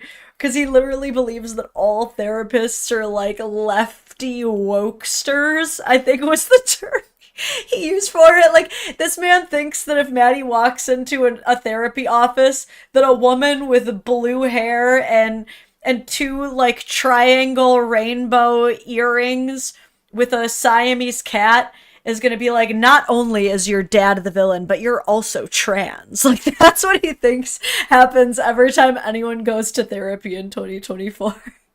The last thing I wanted to pay for was more brainwashing against her dad and against men in general. So I guess these were the medical bills that I was refusing to cover. Now, she did land a job in LA with NBC Peacock streaming, and that was going very well for her. She loved it. She was an assistant writer for a show. But then the writer's strike hit, which lasted about 6 months, and she temporarily lost her job or was laid off at NBC Peacock streaming. She, of course, approached me to see if I could help her out with funds. Otherwise, she said she'd be forced to move back to Chicago and live with Mom. All right, she's starting to sound pretty bratty and annoying. So you're too good for your dad. Your dad is this harmful, evil person who abandoned you and cheated on your mom with this whore new wife. But conveniently, you love to talk to him when you need money. Whenever you're like down and strapped for cash, suddenly all those horrible qualities don't seem to matter. And see, this is where I just cannot with that mentality. Because if I, honest to God, hate you, like if I honestly do not respect you for whatever reason, I am never going to ask you for money. I am never going to ask you for money. Ever. I do not care how down bad I am. If I'm at the side of the road, my gas has nothing in it, and I'm like waiting for a tow or whatever, and you're a person that I can hate, I don't know, maybe I would accept the gas actually in that specific situation. But I'm not calling you, okay? I came up with a bad metaphor that I had to pull out from. But I certainly would not call you. Yes, if you showed up with a tank magically, like you just saw me, I would accept it. I would. But I'm not calling you. No way. So I agreed to pay her $250 per week while the writer's strike was still going on, and until she could land some... Look, honey, it's time to grow up on your own. You can have $2,000 per week. Isn't that the exact calculation that I mapped out for if you invested $1 million into a Roth IRA? Like one of the biggest financial investments you could possibly make in your life. And you just get it for existing as Maddie Hart. And she's like, I've never gotten anything from this guy, ever. Again, I know that money cannot replace an entire fatherhood, but you spent your entire teenage years being like, I would much rather go to Claire's than ever have dinner with your sorry ass. I'll take your $2,000 and then shit talk you online. Like, she's not looking great. Other kind of work, even temporary work. And I told her this would be a month-to-month thing. I wasn't going to just pay her $250 per week in. Carrie says, it's possible that both are telling the truth. And it's kind of that says prickly, I think was the word. Or it'd be kind of a pricking person. I would really not want to be at a bar with him, but I believe him. That's what I'm saying. I'm sure that he and I don't align entirely on the political spectrum either. But, I mean, he is showing up with receipts, right? I don't think I've seen a single screenshot or anything from Maddie. Which it's hard to say, right? If he wasn't there, you can't provide screenshots of him not being there for the majority of the year, you know? But if you are coming online and saying, I never got a dime from him, he was never there, meanwhile, he's actually able to provide the court records of these millions and millions of dollars of payouts, as well as these proofs of purchase for how much he's giving her throughout all these years. Yeah, I believe him too. Definitely. She might have to get work at a car wash or Starbucks if this God writer's strike forbid. doesn't end soon. Or, God forbid, get a job at a bank. We said the same So I thing. paid the $250 per week, I think, for 10 weeks. $250, sorry. Until I she don't was able to keep land getting a these wrong. job at Still. Netflix, which apparently was not affected by the writer's strike for some reason. She was also using the writer's strike period to build her social media career as a kind of side hustle. And she's gotten her social media side hustle to a point where she brings in some money with that. I admire Madi for this. One thing I will say about Madi, she is a very hard worker. When she sets her mind to something, she will achieve it. When she was growing up, I'd always tell her, you know what I love about you, Madi? What, Dad? You're a doer, I would say. And she said, I love that, Dad. I'm a doer. And she would repeat this throughout childhood. I'm a doer. It became a thing. And she really is. Madi is a doer. Here's a good story about Madi, which I love and I hope she loves. And I think this story might change the lives of many people who watch this video. So one day she says, Dad, I want to get in better physical shape, but there's a problem. What's that? I asked. Well, I hate to exercise. I said, the reason that you hate to exercise is you are thinking about all the pain that you're going to feel while exercising.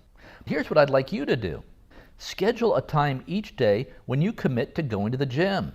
You put on your gym outfit, your sneakers, and you head down there. Then, if when you get there, you decide you don't want to actually go into the gym, that's fine. Just go home. You've accomplished your goal for the day. Victory! You went to the gym, made it to the parking lot, then went home. Mission achieved. Do this the next day at exactly the same time. Maybe this happens for several days. You make it to the He's going to babble on about this for a second, I imagine. But I do agree with this general concept. I always say the hardest part about going to the gym is the drive there, right? Like, there's so many times that I do not want to go to jujitsu. Like, there's so many times that I'm like, oh my God, I'm not doing this. But there's never been a time that I went and then regretted going. You know what I mean? So that's really good advice. I appreciate that. that looks appealing. You'll meet people. Fitness becomes a lifestyle. It's just something you do each day, like brushing your teeth. The main thing is to commit to starting each day. Don't think about the work. Don't think about the pain. Just start each day and see what happens. Not true. Well, at least in my mind. Hold on. So I just want to Ads skip the looked story. amazing. Okay, back to Madi's Hollywood career. Eventually, the Hollywood writer's strike ended, and she got her job back on the show she was working on for NBC Peacock streaming. But she still constantly needed money from me. These Hollywood jobs pay almost nothing at the junior level. So yes, it is a financial struggle for her. But this idea that Madi and I have not had a good relationship is just not true. Well, at least in my mind. Of course, it's possible she's thinking something differently than what she's showing. But let's just randomly scroll through our text conversation. I don't know about this, you guys. I would just want to, can we get a vote on this?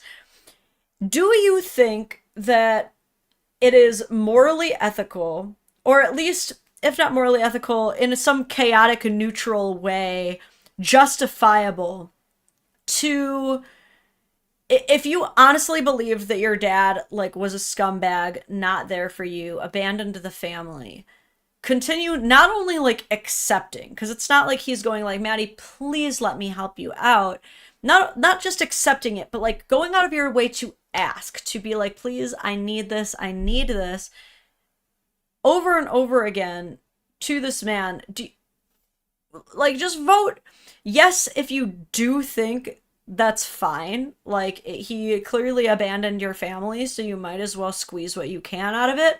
Or are you kind of no, what the if you hate someone, quit asking them for money. It's just weird. I don't know.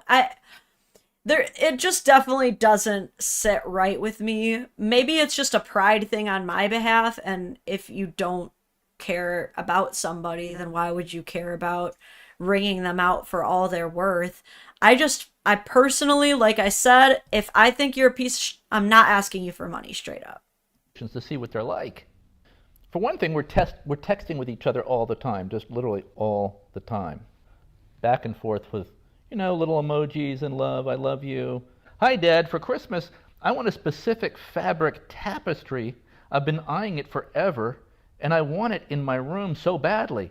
Bro, I think this relationship is toxic for you. Like, I don't say this to people about their own children very often, but like, she sounds like a vampire. You haven't showed any, like, all of the footage that I've seen of Maddie, all of the conversations I've seen from Maddie since she was like 7 or 8 have been like, well, here's something that I would like for you to buy for me. Here's what I would like for you to buy. And this is why I'm like calling bullshit on her. I was so ignorant to the finances thing. No, because kids figure this out, okay? Like, I'm not gonna lie, my husband's parents are definitely more financially off, like better than us, right? And also they're the grandparents, so there is that different element of you're going to be spoiled more with these people. And so like my kids are not crappy enough to only use their grandparents for their resources. Obviously, they love just spending actual time with them too. But when it comes to like, if either of them has something that they want, they're going to defer to asking the grandparents over the parents because they know they have some concept of the financial situation. So very early on, Maddie did figure out dad has money. Dad is willing to spend money on me. And to plead ignorant to that, obviously, is like so disingenuous. It's $300. Is this something you'd be willing to get me for Christmas instead of the usual check? I answer, okay.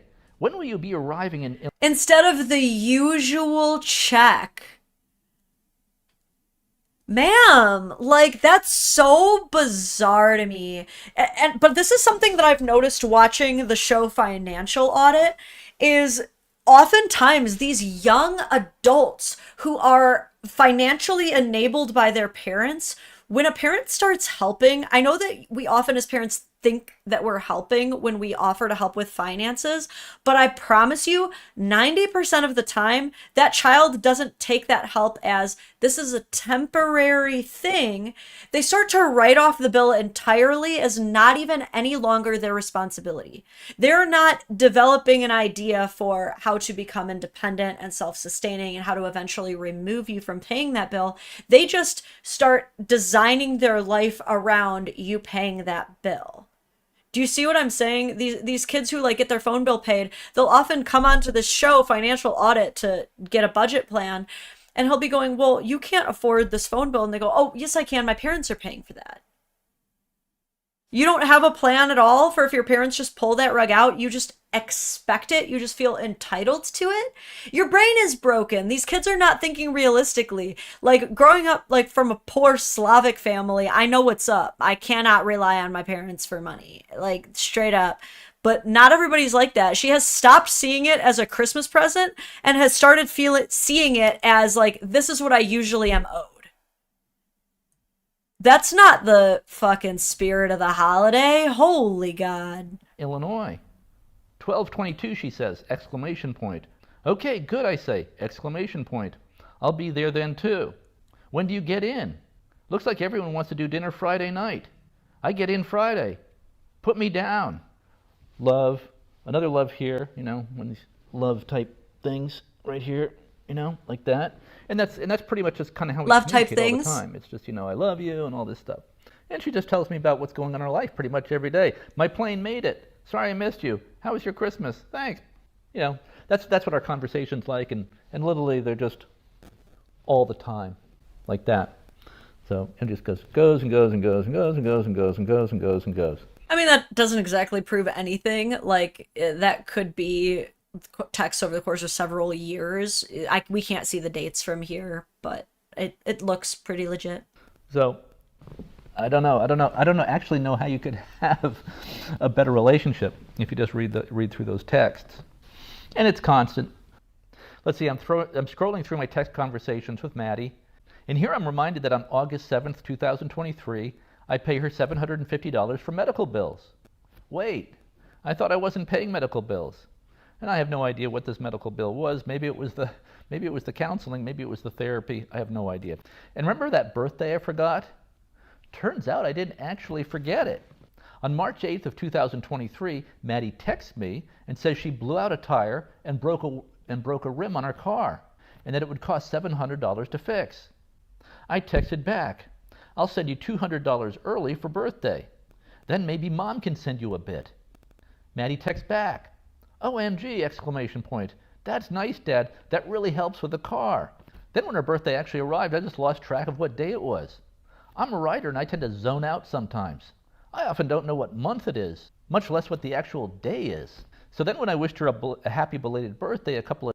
How do you guys feel in general about, like, forgetting birthdays? Are you... Because do you think that there is ever an excuse for it if it's, like, someone big in your life? Your spouse, your child. What do you think? Is it normal to once in a grand blue moon forget a birthday? Or is it always inexcusable? I am curious about that one in general. Of days late, I guess I accidentally hit the question mark instead of the exclamation point. So it was happy birthday, question mark. It was just an error, kind of a funny error though. Happy birthday, question mark. Now the male brain would think nothing of this, but the female brain will search for hidden meaning in the question mark. Okay, no. It ain't that deep. It ain't like this is always what the male and female brain does. But I can imagine like taking that. She definitely seems like the person who, if she ever once got a belated happy birthday, is going to take it and run with it, send it to the group chat. Oh my God, Mom, can you believe Dad doesn't even know my birthday? And then she's going to get a bunch of likes from the dad hating club. So nope, no meaning, just a typo in a text message. Do you ever make typos in text messages? Oh, and she says to me, happy belated birthday, Dad. I had it in my calendar wrong. I hope you had the best day ever. Did you do anything fun? We're going to zoom in on my unimpressed face. So you're telling me you got all up on social media, on TikTok, up off the coattails of your most recent viral video, and doubled down on how your dad is a horrible, horrible person for wishing you a happy belated birthday. And here you were, wishing this man a happy belated birthday? Straight to the cesspool. Ain't no way. Thank you, by the way, Archangel Michael. Thank you, Maddie. We just went out to dinner. Nothing much. Hope you were doing well.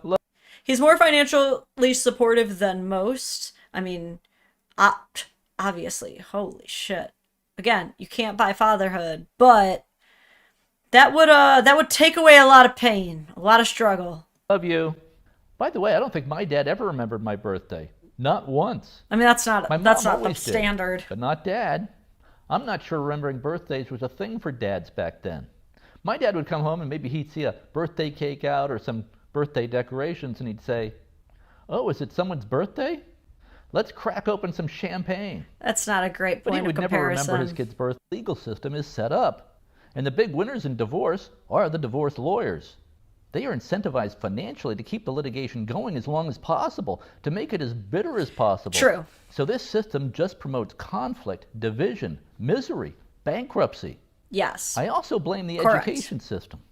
Yes, Maddie was brainwashed against her dad by her mom for 19 years. That's true. And this happens in most divorces. In a divorce situation, the mother is the one who really ends up raising the kids. It's then the dad's job to provide the money. That's how it works. Meanwhile, the mom, the ex-wife, is with the kids almost the entire time, dumping all over the dad, the ex-husband. And that's the way it works in every divorce that I've seen. But now there's this other element. The kids are also being brainwashed into leftist woke insanity by the schools, starting in kindergarten. And that's where we're gonna diverge on our opinions a bit. But we're about to the end of the video. I say we probably got about, you know, the information that we really, really needed.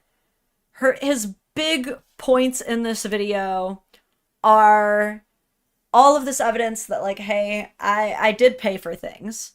I was there consistently. With the receipts, with the videos, right? I completely agree with everything that he's saying about how our current family court system is designed to create issues. I mean, excuse me, as it stands, oftentimes when it comes to, like, I had kind of explained why a parent would fight for the majority of overnights, if not all of them, to maximize the amount that they're paid. This would also behoove those parents to shoot off some silver bullets to assassinate the father's character, because that will help with any litigation to explain why he should not have any more access to the children. If you're an unmarried father, the only way to even gain custody is to prove that the other parent is unfit. So obviously someone's going to have to go to war if the person even wants any custody at all. So I agree with him on all that. I don't know if we're going to get into the whole children are being indoctrinated in the leftist woke media. I don't know about all that for right now, but that has been Ben's response video. And so, Okay, I'm gonna say, obviously, Dad cannot just make a near 1 hour long YouTube rebuttal showing all of these receipts, getting all these people on his side without a little bit of Madi pushback, now can he? Oh, nay.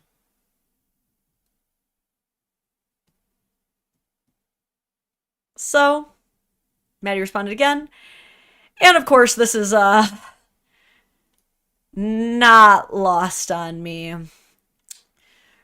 Madi posts replying to Madi Hart is not knowing my actual job, or is it manifesting?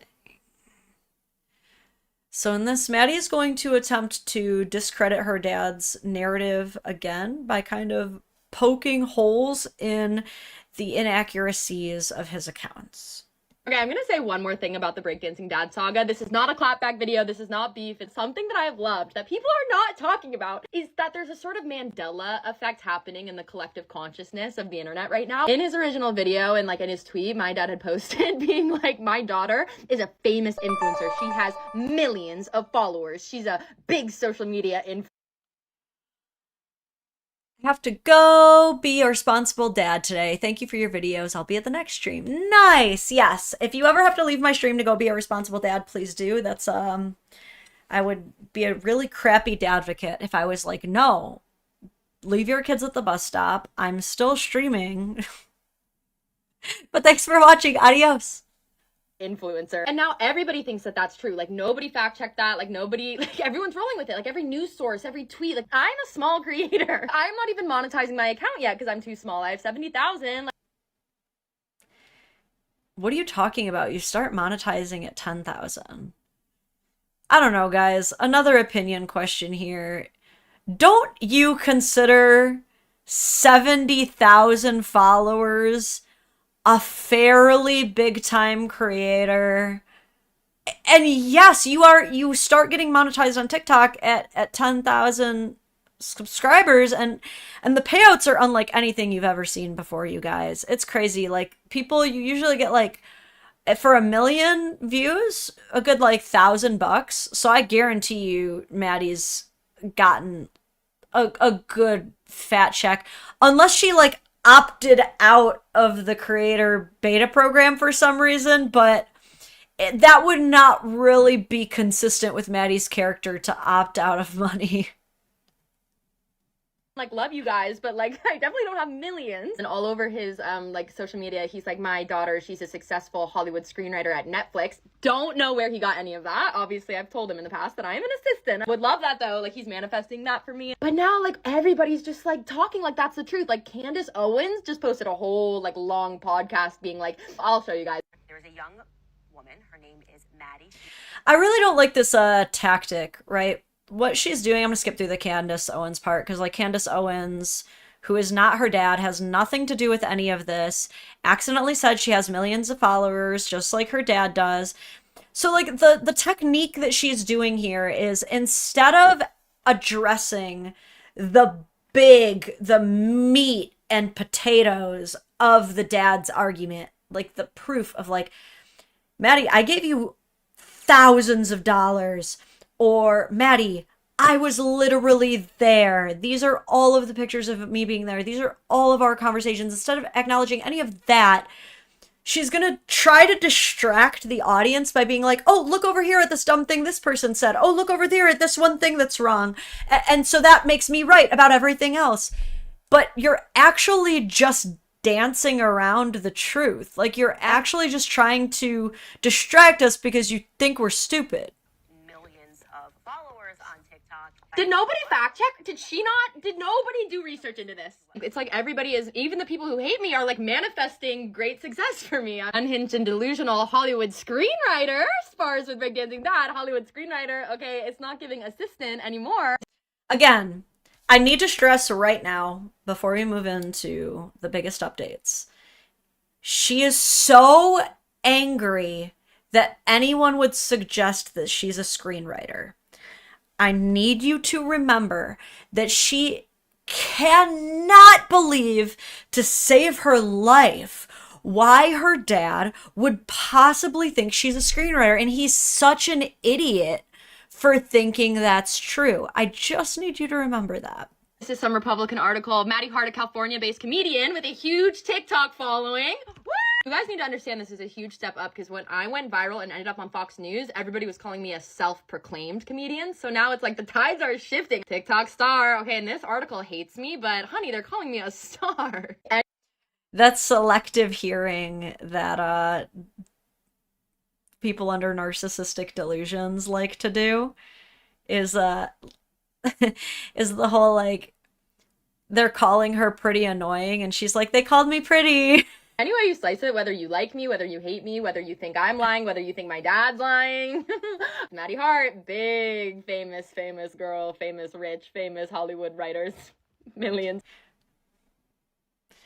Don't you dare say rich facetiously if the court documents are publicly available for us all to see that your mom received $2 million. You are a Nepo baby. It could be true. Maybe your dad only saw you 7 days out of the year. Maybe he didn't try as hard as he did. That could all be true. You are still a Nepo baby. So to be up here trying to be like rich is so insulting to all of us who had no help with our education, to all of us who grew up wearing our older siblings' hand-me-down clothes, wearing ripped up jeans for years because we cannot afford more. Like, that's so insulting for you to be like, yeah, I'm so rich. You are, though. But you actually are. She is behaving like her dad. They do have a lot of similarities, actually. We'll see a little bit more about that. So, where we are going to go next is going to be the biggest update in the story, because after that video, after Ben's video, for a while was kind of it, right? It was a he said, she said, left to draw our own conclusions, kind of fell off to be consumed by other viral trending topics. Until March 20th, when Madi went on a new podcast to talk a little bit more about the situation and tell us more about herself. And when I tell you guys that this is one of the most unhinged podcasts I have ever listened to, I don't care where you stood on the issue before, if you're kind of thinking like, I think Ben's a little bit of a douche canoe. I think if you are a rational, reasonable person and you listen to this podcast, you're going to come away with it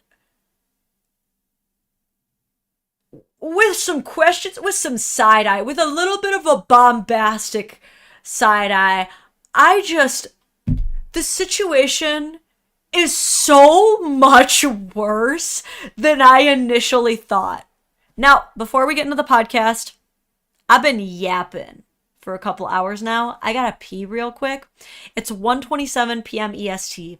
Give me like 10 minutes real quick to just run to the bathroom and come on back. 1 second. We'll be back and we'll watch the super unhinged podcast together. I cannot wait. Don't go anywhere. 10 minutes real quick.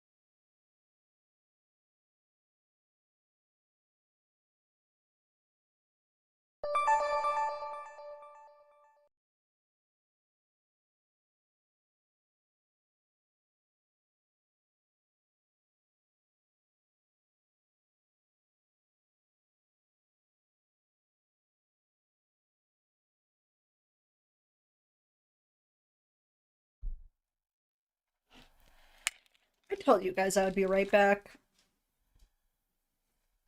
That wasn't too long.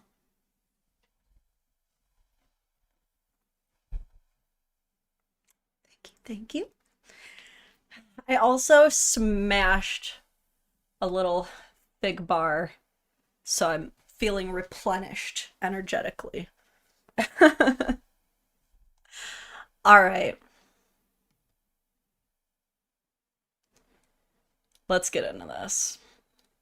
This podcast is called Bad Behavior, with special guest Madi, Hart. Obviously, I was in the middle of it. We're gonna watch it together. Again, I cannot stress to you guys how you'll see. This is just such an unhinged podcast. Okay, well, Madi, welcome to the podcast. Thank you so much for coming on today. Thank you for having me. I cannot believe that I'm. Didn't the mom go on, I'm assuming you mean like CNN, CBN, back in the day, with a book?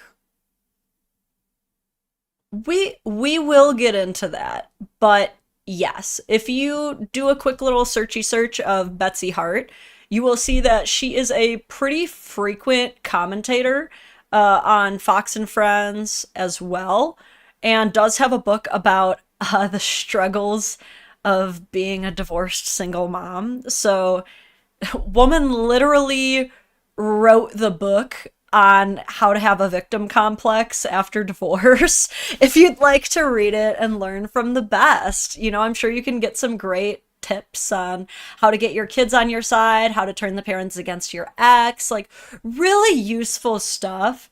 But I am glad that you brought that up, because she's, you can tell that there's some political differences between them, and she seems to like really resent her father's association with any kind of Republican media.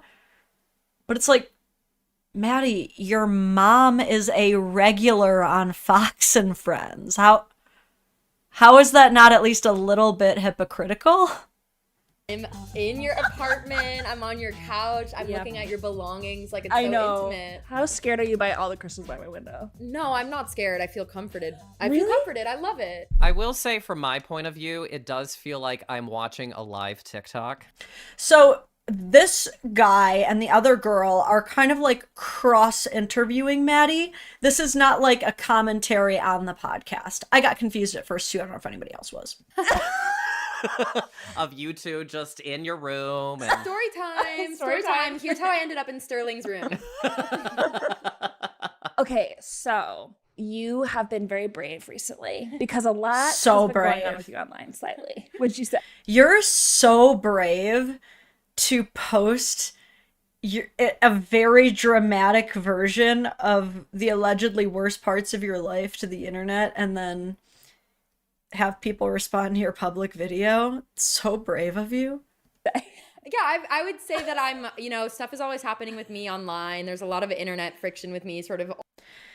Sorry, I really hate to keep pausing. It's just that every time there's like a classic narcissistic weapon or tell, I feel the need to be like, do you guys see that? And it's like, there's always something happening on the internet about me. No, there's not. No, there's not. Okay, I really don't care who you are. Like, if you're not Lindsay Lohan, okay, how is it true that, like, I'm a nobody on the internet? How could you guys expect that this would blow up? I never saw this coming. To, like, there's always something about me. You know me and Madi Hart. There's always something going on. All the time. Yeah. Well, and I think that kind of happens when you have millions of followers like you do. Yeah, because we all know that I have trillions of billions of followers. I'm actually the most famous woman alive. It's actually shocking. Yeah. Like, where are they even getting this information? I don't know, but maybe they're getting it from God. Well, speaking of God, can you kind of explain a little bit of the controversy, more so for my dad, who is a preacher because he, you know, Love I that. want him to be up to date as he's listening to this episode. Of course. Okay, so for anybody who is listening who doesn't know me, which is probably most people because I'm literally not famous. Not millions of unfortunately- followers. That's not true. Unfortunately though, I have become semi-famous literally just in like Republican hate circles. Most recently, Sorry, but I gotta because that's another weapon. I don't remember the exact fallacy of it, but it's a tool that people will try to do to deflect from what's going on. Is they'll pretend like the only people who could possibly disagree with what they're saying are bad people. I'm not saying that all Republicans are bad, but Madi thinks so, and Madi is also trying to appeal to like-minded people. Madi has a lot of resentment toward Republicans, and so what she is trying to push as her narrative, basically sell to us, is that the only people who are side-eyeing her story, maybe like a little bit skeptical of her revision of events, must be these like super far right, like hateful, worst versions of humanity. These are the only places that do not like her. And it's just, I just have to point that one out. So basically, what I'm also trying to tell you here is if you're ever trying to make an argument in your favor, like, also avoid these tools because they do discredit you. Like, even if it's true now that like Madi truly did not see much of her dad and he's grossly exaggerating, it's kind of like, okay, well, you're just kind of continuing that pattern though, aren't you? I made a video about my dad because my dad abandoned my family when I was little and he like went on to become a pretty famous breakdancer. And I made a video that was like very funny, tongue-in-cheek about that. But because my dad is like, you notice how she had to change her narrative though. But what she's going to try and do is make it sound like it was her idea to string it this way the whole time. It used to be, he abandoned my family to become a famous breakdancer. And now, because he's literally disproved her statement, she has to change it to, he abandoned my family and then happened to become a famous breakdancer. Like a huge Republican, huge Bitcoiner. He's estranged. Like, he's so bizarre. The false dilemma fallacy. Ooh, can I get the full definition of that? Sorry, this is for my own education. You have to allow me to learn.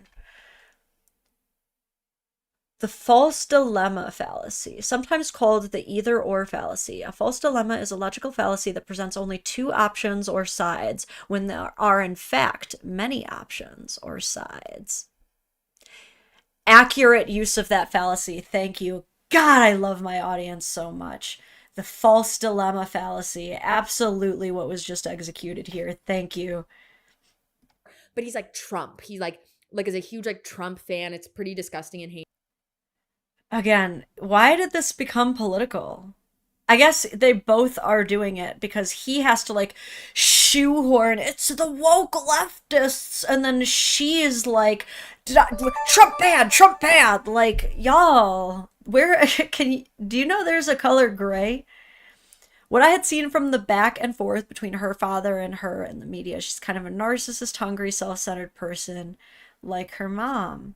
Yeah, she's a lot like her mom. She's a lot like her dad in a lot of ways. This is I don't know, maybe she did need it's funny because it's like she's actually making a good case that he wasn't there because this is a lot of fatherless behavior. He has this sort of cultish following around him. So when I kind of made a joke like, oh, my dad like left and did this thing, like I did start to get literally thousands of death threats from like Elon Musk. God, that's like 3 or 4 tools in a row right there. First of all, this cultish following. What are you talking about, dude? Your dad had like way less people following him than you when this all started. Anybody who watches his breakdancing is not like in it for the Benihana. They're like oh my God, there's an old dude busting moves. That's pretty entertaining. It's not like anybody was like, we will offer our firstborn daughter to this man as soon as she is of age. Like, it ain't that deep. Like, right away into saying, oh, he has this cult following, when all I did was make a silly little joke. Like, the absolute minimization of what she actually did, which she admitted she did. She admitted that it is that deep, that she actually was trying to out someone who she's essentially calling her abuser. It is that deep, but now she's saying, oh, but it was just a silly little joke, so I don't even know why anybody would be mad. All the way into, and I hate when people use this as well, oh, well, I got death threats, so that makes me the victim. Like, or it means that you're saying some kind of complete horse shit that's so offensive that the stupidest parts of the internet said something like that. That's also another great use of false dilemma, is saying, oh, well, because I received death threats, that means that none of this is my fault. People always try to do that to snake out of their own decisions. You started all of this, Maddie. You posted the first video. If you post public videos, you're going to get the worst parts of the internet. And I know you're not new to this. You've literally been making YouTube videos for like a decade now, if the timeline is syncing up.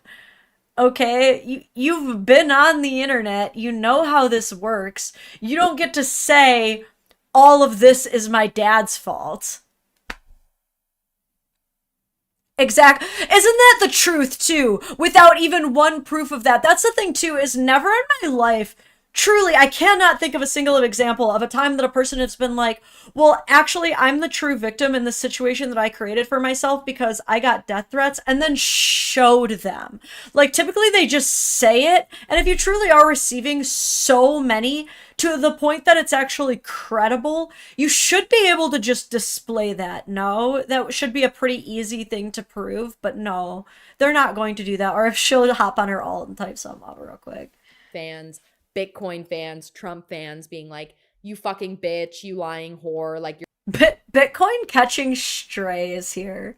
Your dad is literally awesome sauce. Like, oh God. He like posted this video being like, my viral famous daughter. Again, not true. I'm literally not famous. The situation became viral, and therefore his name became famous. It's exaggerated, but it's not wrong. Sometimes post on TikTok. He's like, my famous daughter is dragging me through the mud. And in the video that he posted, he's like wearing a Bitcoin t-shirt. He has an American flag behind him. Like, he's like ripping me to shreds, and it's pretty iconic. Oh, and then Elon Musk responded to my dad's video being like, you're awesome. Like, you're an awesome dad. You're awesome. So that he literally just said, you're awesome. Just one time. That's all he said. Got all of the Elon Musk fans after me. It was sort of just a whole controversial moment in my life. Here's a thought, because you're a screenwriter at Netflix. That's what I read. But of course. Yeah. And you read that and you believed it. So yeah. So this should be your screenplay, right? It could be I'm working on it. But it could be part of the step. So she says that facetiously, as if she's joking. Just remember that. Step up franchise, because there's dancing. Yes. I should. Oh, that's a new hook. I should absolutely pitch that. That's crazy. I feel like Blair and I, like, truly, we might get like one comment that's like, we got a comment literally on a TikTok yesterday that was like, wow, there's too many podcasts or something like that. Both of us were like, what the hell? Like, this is like, we can barely tolerate anything. So like, I cried in the shower. how do you like tolerate this? Do you just like block it out? The dad stuff is the worst because it's like my actual real life. So honestly, the dad controversy has been the hardest to deal with because like it is hard having people in my comments who don't know anything. To clear up this question, she's a screenwriter for Netflix. He seemed to think so. She kind of cleared that up by saying, no, I'm just an assistant. Honestly, I have so many theories about what this could be. It could just be a simple misunderstanding of him, like misunderstanding her career. Like, to be honest with you, I still don't fully understand what either my mom or dad do all of the time for their jobs. I like vaguely know what they do. You know what I'm saying? It could just be a misunderstanding. It could be that she inflated her role while speaking to her dad. Also in line with her character so far. Yes, Lauren, she knows how the internet works. It's why she opens with the victimization stuff. She knows where her bread is buttered. Ooh, Eric, thank you for the 5, but thank you even more for the line, she knows where her bread is buttered, because I definitely am going to have to use that in the future. That one is... Ooh, that's smooth like butter. Truly. God, I don't even remember what I was saying now because I was just like, ooh, I was busy like opening the vault and storing that real quick. Let's, I think I was saying something about how it could be likely that she herself exaggerated her role when speaking about it at some point, which led him to believe that. So she's just an assistant at Netflix. She might not be anymore, but was at one point in time. And as I said earlier, was like, my dad is such an idiot for thinking I'm a screenwriter, and then being facetious and being like, as if I would write a screenplay about this. Just remember that. Being like, your dad is awesome. Meanwhile, like me in my group chat with my actual family, we're like, this guy's a narcissist. He's actually fucking scary. Like, he sucks. So that's hard to have people commenting as if, whew, that escalated quickly. He's a narcissist. He's scary. He sucks. Care to elaborate? No. Anyway. they know me, like as if they know the situation just from like literal like small videos posted online or whatever. Like, so that kind of sucks. And I am still dealing with. How dare you think you know this situation just from small videos that you've seen that I myself posted? With that, but honestly, this and the Fox News thing kind of sucked too. Like, obviously I don't want my videos being made fun of on Fox News. Like, that attracts so many like misogynistic and like homophobic people to my page. But what I try to do whenever my shit goes viral on the wrong side is I just kind of try. Whenever it just goes viral, this happens to me all the time, but I'm not famous. And like own it. Like with the Fox News thing, I literally just made like Madi Hart on Fox News like merchandise. Yeah, I saw which that. is fun. And even with this. Ew, I hate Republicans. So anyway, this is how I capitalized off of the situation by selling merch. It's like breakdancing dad stuff. It's so bizarre and it's so ridiculous. And like, yeah, like I literally am writing a screenplay about it. Like, and I've been working on that screenplay for like months. So it's sort of.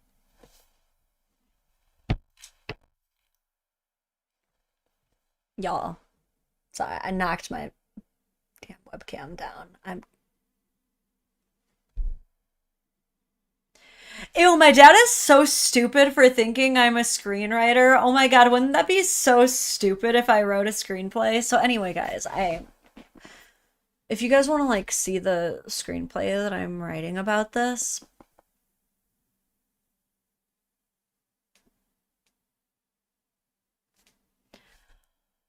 the most bombastic of side eyes for that one, ma'am. Just like at a certain point, block out the haters, hater shades on. Classic. Okay, own the narrative, reclaim my breakdancing dad narrative, and just try and not take it I have to reclaim the narrative too seriously. Like, I just feel like you have But to, he's like, the narcissist. Internet people are literally fake. They don't know anything. So whatever, they can have their opinions. But it's crazy for sure. And it's crazy. That's an amazing deflection tool that it's almost like only someone who's been well trained by an actual narcissist would know to use the, if I just dehumanize everyone who disagrees with me entirely as people, I'll be emotionally cushioned approach. Now, who tends to use that one, I wonder? I need to watch a 10-minute video of my dad breakdancing on his head in front of a Bitcoin flag and being like, he's like, my daughter's a liar. Like, I didn't leave her family to breakdance. And then he like breakdances in front of a Bitcoin flag. Oh my God. So it's like bizarre. How did that?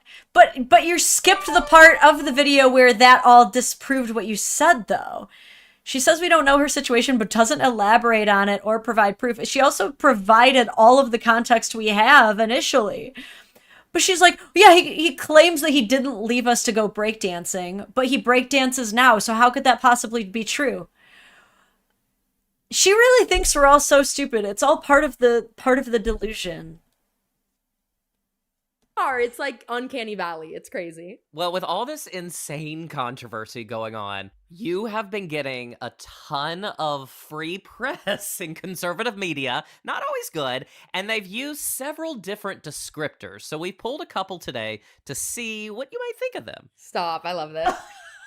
Okay, so the first one, successful Hollywood screenwriter at Netflix. I love that description. It's something that was used about me, completely false, obviously false.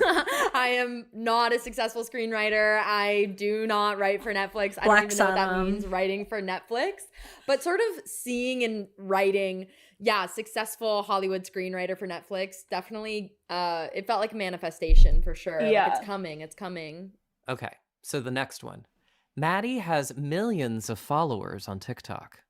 I Let's skip through a little bit of this. Self-proclaimed comedian is shady as hell. Like, what was your first thought when you heard that? Like, why do you have to say it like that? Like, why can't you just say comedian? Like, you can't give me what? Like, you're already dragging me on national news. Maybe, do you think a comedian is kind of like This is a good question, you have actually. to, like, do it a certain amount of time, like a New Yorker, you have to live in New York a certain amount of time to be a New Yorker. Do you think that there's an amount of time to be considered a comedian? I actually love that question as a former stand-up comedian. I feel like I gotta raise the brightness up. It got a little dark in here, I feel like.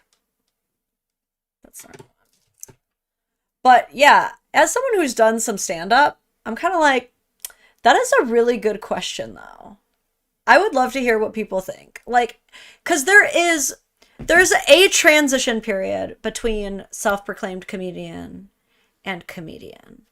I just don't know where exactly it is.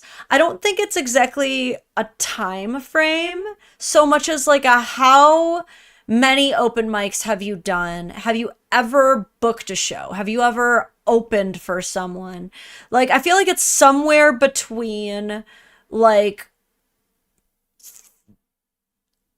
it's when you've done something other than an open mic, I think. Once you actually have gotten your first gig, even if it's like $20, that is when you get to start saying comedian, which I'm sure Maddie's made. I'm actually going to give her the credit. I'm pretty sure that she probably can, because I have seen some of her stand up. I think she's gotten like a couple gigs here and there. I think she might be touring at the moment. If you want to catch some Maddie Hart, I'll give her a little. I'll join the conservative free PR. I'm kidding. I do not self-proclaim as conservative. I'm just to clarify, because I know someone's going to take that and run with it. But I would give it to her. But sorry, quick stand-up comedian rant. No, that was literally my question. I was like, at one point am I just a proclaimed, like what time are like people saying I'm a comedian? Like, I don't know. And maybe I'll figure that out in the coming years. Okay, next one. Progressive artsy woman. That is my absolute favorite one. Boring, I'm gonna skip this. I love Sorry. that. That's a really good idea. That's camp. I like that. Okay, so that's kind of our favorite out of all of them. That's progressive artsy woman is perfect. Smitten lib chick. Smitten lib chick is really good. Again, that's something that I was called by the Republican media outlets. I was called a smitten lib chick because I posted a video being like, this man paid for my food and it was really hot. Like, I'm not a feminist anymore because this man is hot because he paid for me. Really easy, stupid joke. They called me a smitten lib chick. This is not the most unhinged part. I love that I got to screenshot it and send it to that guy who I'd only been on one date with. And I love to be like, hey, this is funny. Wait, what was his response to it? He loved it. We went on to see each other for months. Oh. He's perfect. Fell in love. Like, literally perfect. Lawyer and I have a game we play on this podcast called Heaven or Hell. This is honestly where This is honestly where, again, I say she really actually sells me on the fact that she could potentially be fatherless, is in this segment of the podcast right here. And this is a game where we're going to present some different scenarios for you, and you're going to deem them heaven, hell, or if you're kind of indifferent. This is about to get so wild, you guys. For every single one of our other I can't. guests, we have done scenarios which are hypothetical. And you are our very first guest today that these scenarios, I believe, as a fan, are from real life. Now you can say this, breaking news, they are hypothetical, but A lot of it's exaggerated, but it's all real. Can we take a moment? So I need to catch us up to speed on the last 30 seconds of what we just heard. We're about to play a game called Heaven or Hell, talking about situations, but this time they said they're doing something a little different. They've pulled from situations that Madi has discussed on her social media to play this game, to which Madi very quickly makes sure to warn us almost. Well, a lot of it's exaggerated,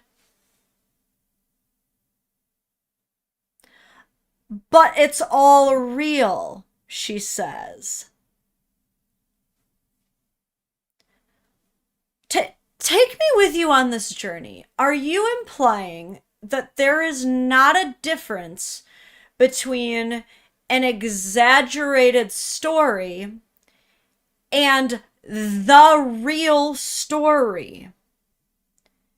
Would you appreciate it if the real story that you got on something was the exaggerated version because it's basically the same thing?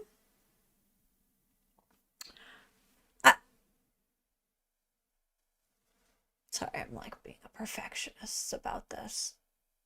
But I can we agree that exaggerated and real are two completely different things? Can you guys meet me there? Is that a fair thing? Wait, you just ruined the illusion for me. Yeah, I'm a different. Internet Maddie isn't real. Blair, do you want to start? Well, that's convenient. Guys, trust me, bro. Trust me. I'm telling the truth. Why don't you believe me? You guys are not fact checking. You guys are not making sure that this is the real story. However, nothing's real. But believe me.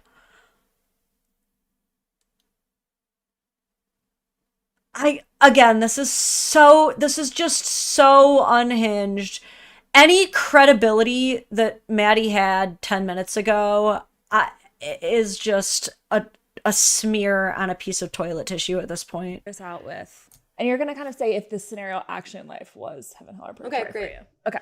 Posting on Hinge that you need a ride to LAX and having your first date together be sharing a ride to the airport. That was purgatory. Yes, I absolutely did that.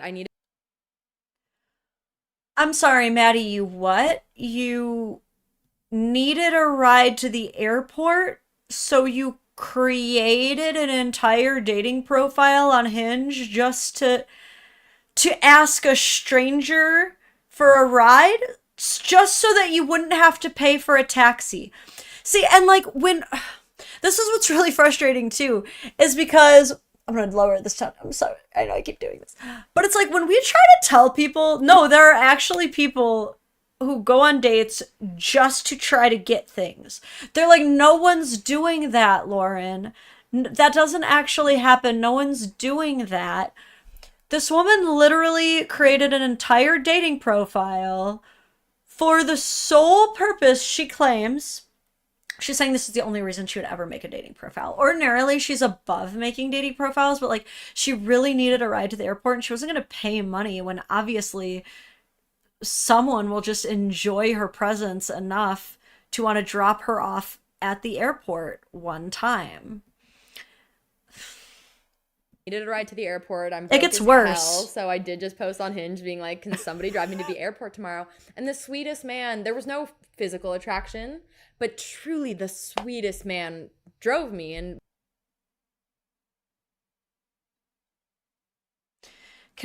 we just get like some sad violin music really quick? We made a Spotify blend and we listened to it, and I bought him coffee on the way, and we gabbed, and it was great. I would do it again 100%. Have you talked to him? Do you think he would do it again though? What do you guys think? Do you think the guy that fucking wasted so much of his life on this just so that he could give some chick a ride who had absolutely no intention of actually dating him, do you think he would do it again though? Sense? Yeah, we texted a little bit, but I was like, oh, this is more of a friend vibe. I'm so sorry. Did you kind of think about hitting him up on the leg back? No, that felt exploitative. Yeah. That's twice to the same. Yeah, that's where we draw the line. She puts the heart in heart, you know what I mean? That was big of her. Guy, like, no. One time it's like, oh, it's fun. It's like, we're listening to music. I'm buying you coffee. It's like a fun time. But to do it twice felt weird. Yeah. To use a guy twice felt like a little bit much. The first time that I absolutely exploited him, I felt like I could get away with it. But if I do it again, people will start to catch on that I'm exploiting people. Ex picked me up on the way back. I will say, when I was... Wait, what? No. I would not dare ask him again. Of course I hit up my ex to get me on the way back. Of course. Duh. Series. Oh, look at me showboating. I one time casted a guy I matched with Tinder from that to be in my web series. Yeah. Nice. It's so kind funny. of sad. I was just like, hey, I don't think we're a match, but will you be in my web series? And he did it. Was he good? Yeah, he was great. He was fine. He was all right. Just for listeners, some context, Maddie and I don't want to dox this on the internet, but we live kind of, I would say, an hour away from the airport to LAX. So if you're like, oh, no big deal. It was a big deal. It's actually really hard to get a ride to LAX. So sometimes. That extra context, again, the extra context just makes it so much worse. Some of us were relatively close to airports. An hour? This man drove 2 hours. And so did your ex. Man. Sometimes you have to go on Hinge and ask for one. No, Maddie, one time. Just pay for it. Just use any of the $2 million to just pay for an Uber instead of like pulling on these weird emotional strings of people that you already have money. You don't need to do all that. She got mad at me because I was like, can't you pick me up at the airport when I came to LA? Okay, he said this. He came in for our show, but he wanted me to pick him up at the airport at 5 p.m. on my birthday.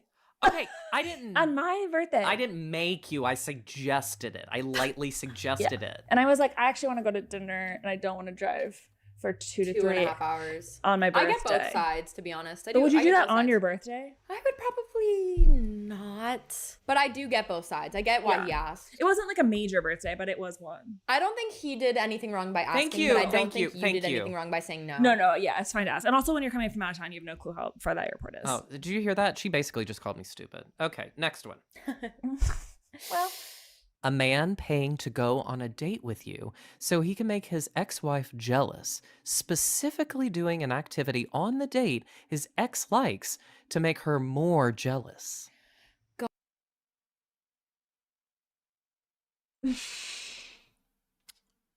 These are not normal stories to all happen to one person. I'm sorry. And you agreed to this, Maddie? Tell me no. Gosh, that was content heaven. Yeah. Like, I truly was.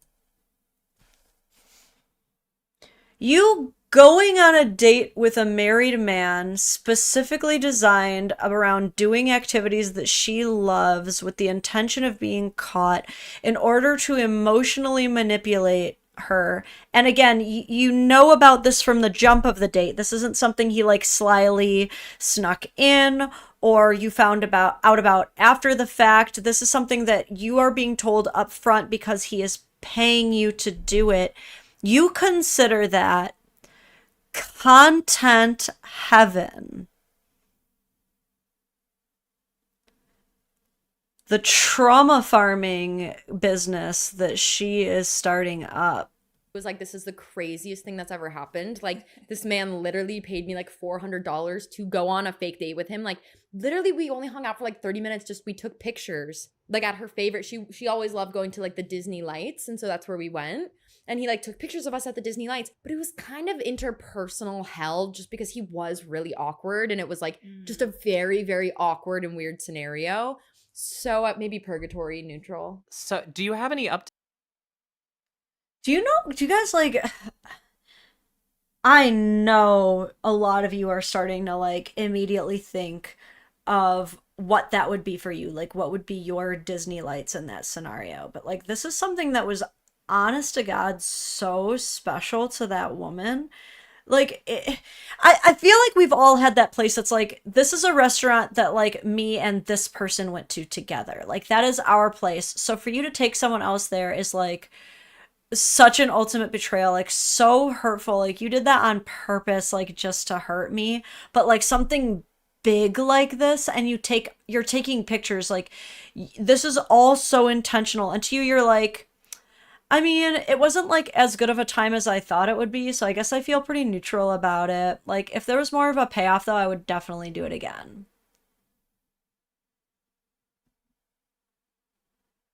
I'm gonna throw up. Date on this? You know what's crazy? And I have to post about this on TikTok. We were supposed to go on another date, do the same thing, but like Icarus, he flew too close to the sun. These pictures that were to make her jealous made her really, really jealous, but to the point where she was like, we need to completely cut contact. This isn't healthy anymore.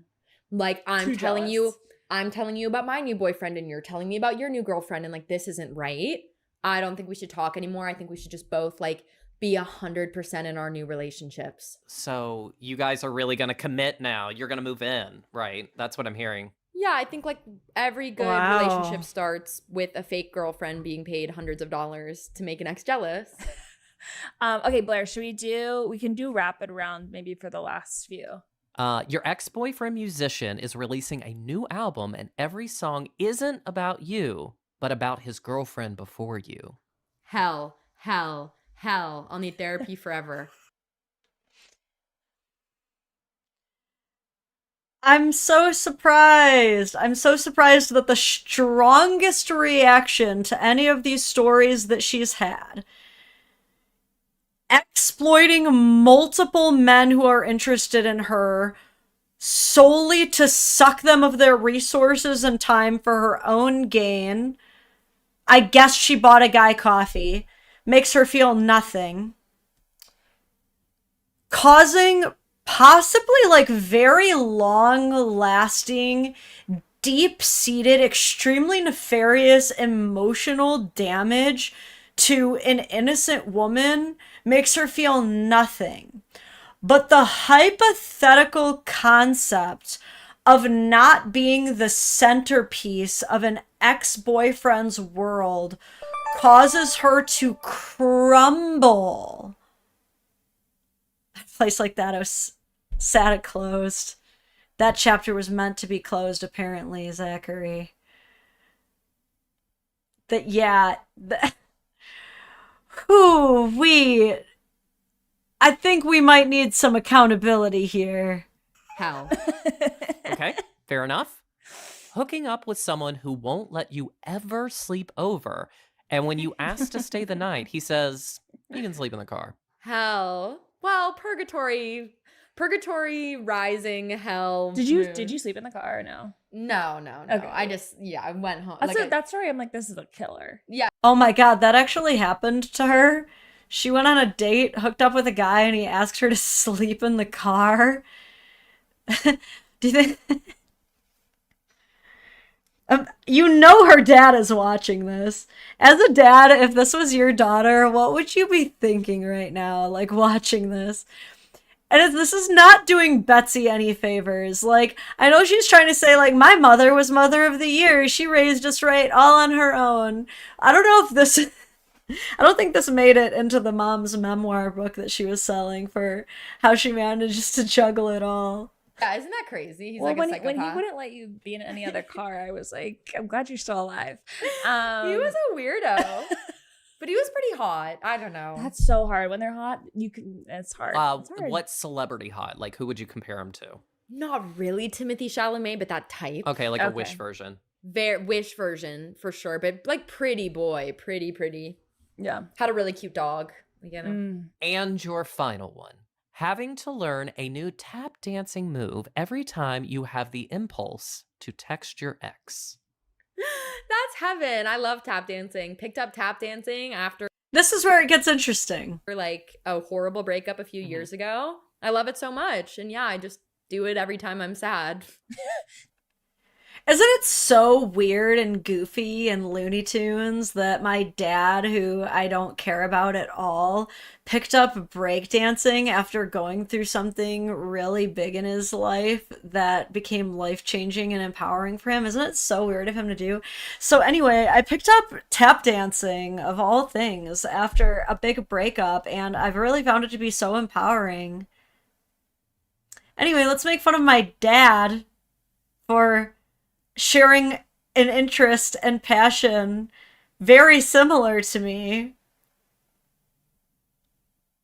Did it work? Would you say that's like a good thing? Yeah, totally work. Tap dancing works. For what? I don't know. I feel like people would be like, I want to text them, I'm going to do like 10,000 crunches or push-ups or whatever. But you're actually bravely saying it's actually tap dancing and is now what I'm learning is what solves like now I'm learning a heartbreak. time step. Like now I'm learning a, riff walk. Like now it's like I'm picking up skills. Okay, so Maddie, we've invited you on our podcast today, and I think you know why. You've done something that is, maybe it's hard to tell if you're in the right or the wrong. So whenever you're ready, launch into your story. One morally questionable thing I've done is, this was a while ago. For legal reasons, this was a while ago. Oh no. Got it. In a past life. This is 20 years ago. It's a completely different girl.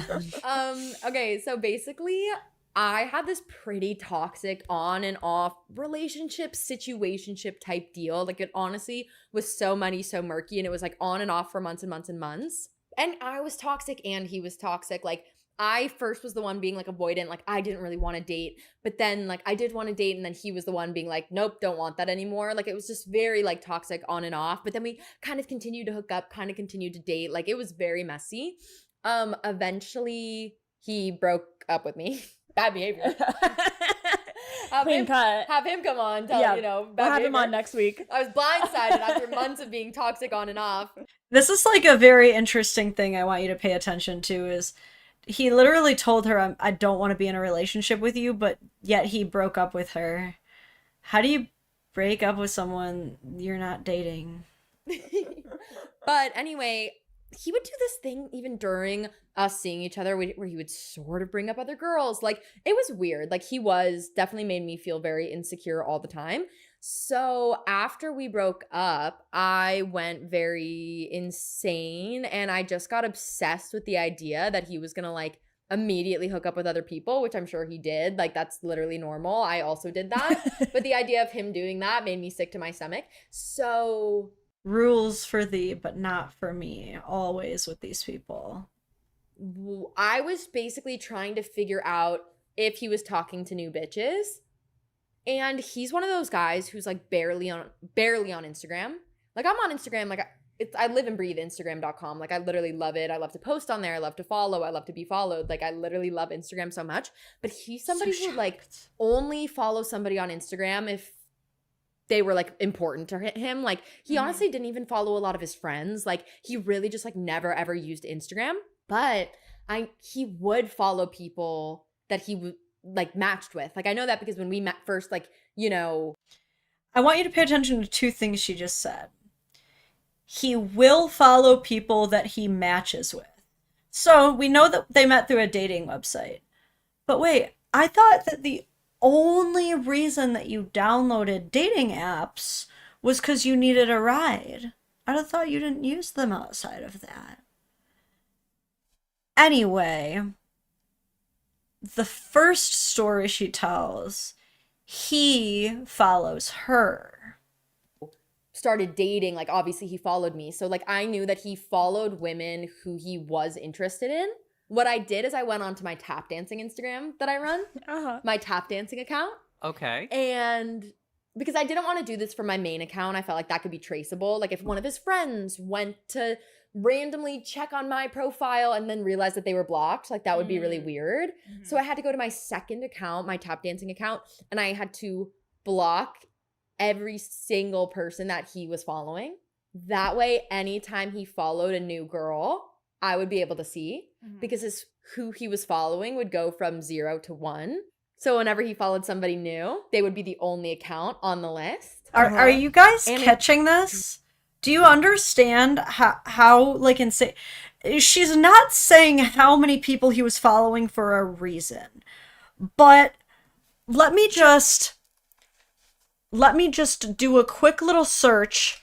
Average number of people following on Instagram. Let's see. The average person has around 150, which actually would have been my guess. People that they're following. That, like, even at a low number, it could be a high number. Some people have, like, in the thousands.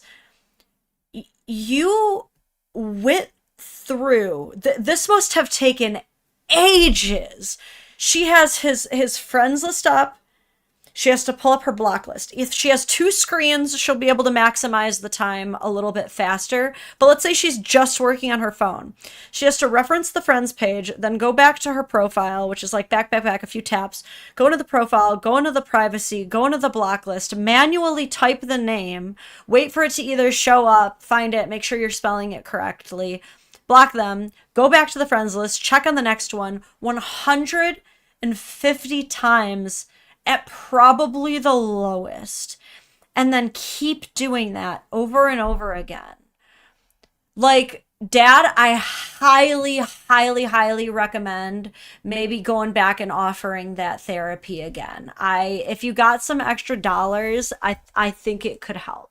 Drove me insane. Yeah. Oh, it drove I'm glad me she's aware, insane. though. Points for Like, a few self-awareness. weeks, so I blocked everyone. And so honestly, every day for months and months, I would check and see if he followed anybody new. And he never did. Like, he never did because, again, like, he never followed new people. One day, he does follow somebody new. He follows somebody new, and she's a beautiful woman.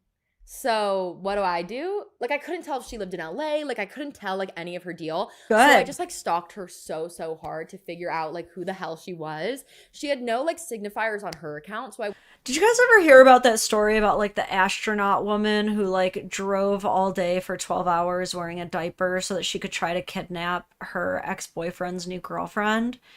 It's giving that. went to, like, her tagged photos. I, like, went to her best friend's account, stalked her best friend. Eventually found out through her best friend's account that her best friend was, like, still in high school or, like, had just graduated high school. Like, this was, like, a young girl. So then through that, I figured out the high school name, was able to Google the high school name plus this girl's. Could you imagine if a full-grown man was telling this story? All the, like, just that one detail changes. And he was describing not only doing that very complicated method of ensuring that he knows of every single new person that you add on social media methodically, but also, like, stalking high school children.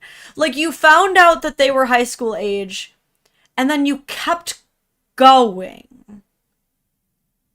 Name, found out that she had, like, just been on the varsity team for her high school. Like, she was very much, like, 18 years old. So either one, my ex What in the Dan Schneider? I have goosebumps. Ugh. was being a creep, or two, I repel has, this. like, I don't know, he has sisters and cousins who are that age. Like, I'm like, maybe this girl is, like, I don't even know. This girl didn't even, like, live in our state. Like, I don't know, but maybe he was creeping on her because she was hot, but she was so young.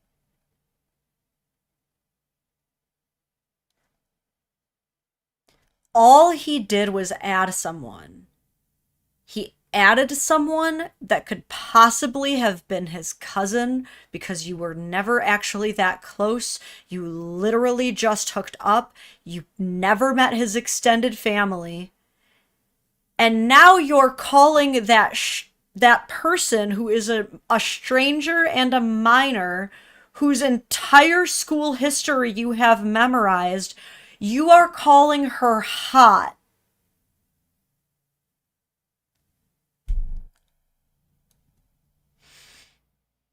Mm. 18 is an adult, though. I mean, I guess. Young. Okay. So I realized that I didn't think they were hooking up, but also you never know. Okay, But she had so- amazing skin. Yeah. Because she's 18. course. So that made me Okay. insecure. And I bought a new retinol cream. But why was my ex needing to follow a senior in high school? Like that I still don't know. But either But even though what I did was so unhinged, his behavior was weird, so I'm a little bit validated in it, don't you think? The mental gymnastics these people are capable of is such a gross misuse of intelligence. way the fact that she was a senior in high school made me feel better because I was like, well, I'm 24. Like I'm old. Yeah. It's fine. Yeah. That made you feel better? Well, just to clarify, this was after you guys had broken up, correct? Yeah. Okay. We had broken up, but we were very much still talking. I'll say that. Actually, no, because you never broke up because you were never dating. Are you still talking to this ex now? No. Would you want to be? Is this something you would like to rekindle, or is this something? No. Yeah. No. Yeah. Okay. Yeah, no. I would say, okay, so would you say after kind of like a little stalking spree, Right. would it make you feel worse or better? Like, would it make you feel a little more secure, like when either you didn't see he was following anyone new? It would make me feel so much better when I did the stalking and realized there were no new girls on the radar. But it made me feel a lot worse. There was one time where the girl was legitimate and I found out through mutual friends that they were like going on a date. Like that made me actually sort of want to be dead in a ditch. Right. And that was when I was like, I can't do this anymore. I can't stalk him anymore. And literally since then, I haven't actually stalked him that deeply. So you said he followed you Nice. when you guys started dating. Yeah. How quick? Right away. Like the second we started talking, he followed me. Okay. Which is how I knew like if he's talking to somebody, he might follow them. And can you define talking as like literally like you're just texting before Yeah. a date? Again, she's reiterated. He followed me right away, like immediately. And that's how I knew that, like, if he's really interested in someone, because he was so interested in me, he will follow them right away. Texting flirty before a date. And he asked you for your Instagram? I followed him on Instagram, then he followed me back. Can we agree that you going out of your way to look someone up and being the first one to follow someone is so much different than following someone back who already requested to follow you? Can we just... This is basic social media stuff. Like, this is baseline stuff. Come on. Come on. Stop talking to all of us like we're stupid, man. Okay, so you were the kind of one to initiate the follow. Right, there's variables for sure. I do have a question about Yeah, I guess there's some variables to it.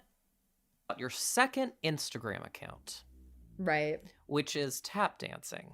It's videos and pictures. I mean, it's an assortment of media. Okay. And it's private. Only like 50 people follow it. You guys are both welcome to follow. And I post updates to my tap dancing progress. Okay. Well, I just want to make sure, because if you are doing like the investigating and the stalking, is this a page that he could like figure out belongs to you?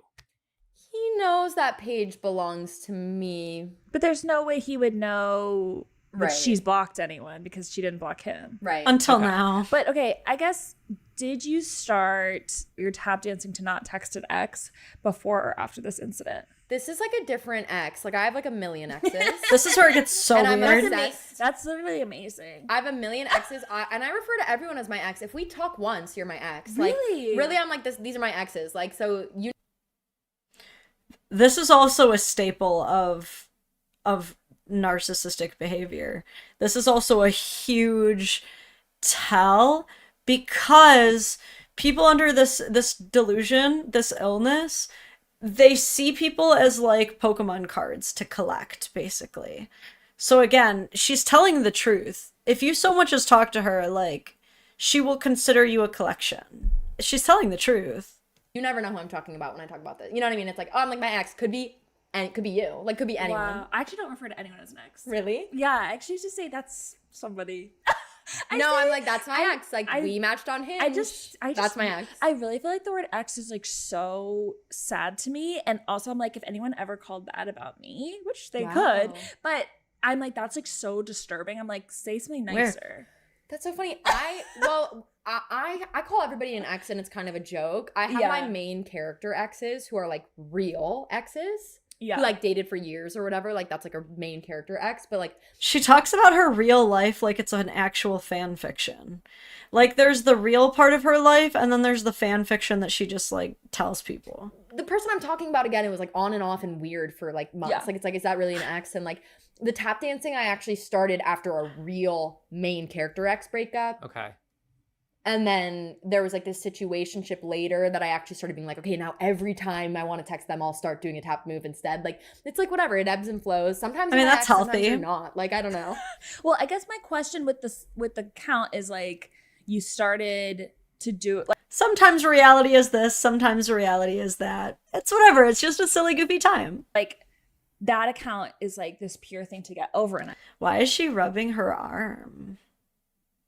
What is it? I thought read your name as David Based, and I was like, it is potentially. Based. And so using it kind of then to try to stalk an ex, I'm like, well, that wasn't the original intent of tap dancing. That is so true because I did start tap dancing to heal from a breakup. And so the fact that it's like, then I'm Sorry, really unrelated, but this just looks so awkward the way they like, right? Is anyone else like, man, it looks like her arm just becomes really tiny all of a sudden. Sorry, that's just my brain. weaponizing that same account. Yeah. Maybe that's bad behavior. Well, I mean, and how long would you say this was going on for? Like, what is the timeline of which you started? The stalking, Yeah. 2 months. Okay. 2 months. And I did it for as long as I needed to do it. Yeah. And now I haven't done it in forever. I feel like my take always with getting over things is kind of like do whatever you need to do, even if it's maybe harmful for a little bit. But I just think I really like to hurt my own feelings. Like I really... No, I know, but I Yeah. do think that that's true. And you know, I'm Okay. about to turn 25 and I feel my frontal lobe like clicking. Fine, So yeah. I'm starting to want to do that less. But ages like 22, 23, 24, like literally just always like, it's like my grief is a bruise getting and I there. press it to see if it still hurts. Like, totally. I think that one of the joys in this modern world Right. is stalking someone online. And if you're gonna be online, like grow up. Like Grow up. Your ex-girlfriend is gonna stalk you. I think there's really What do you guys think about that take? Are you kind of the same mentality of like, grow up? Like, if you post your business publicly online, anyone's allowed to view it, so you can't be mad. The only thing you can be mad at is if you made it private and then I still find a way in. Then you can be mad. But do you guys kind of agree with that? Because I will admit I kind of agree with it. I won't go so far as to agree that like one of the greatest joys in life is stalking your ex. I'm not gonna agree with all of that. No way.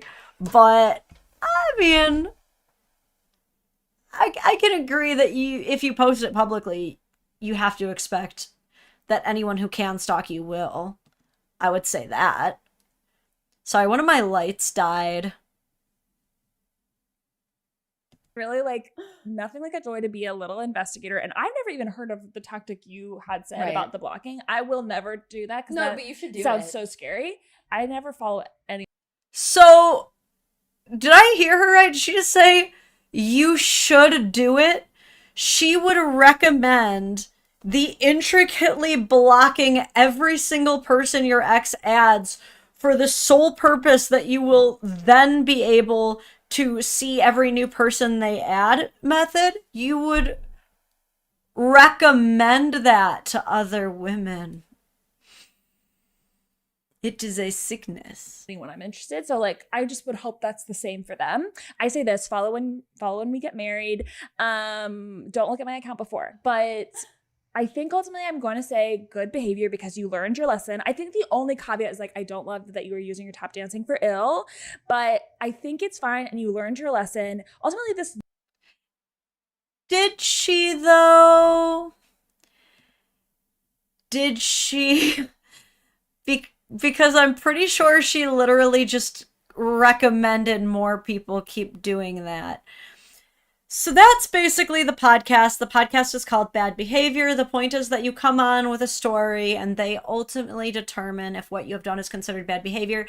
And apparently this entire podcast is just a toxic echo chamber from hell, because the final outcome from her describing how she methodically and psychotically texted an ex, doesn't regret it though, because he might have followed an 18-year-old and would recommend other people do it.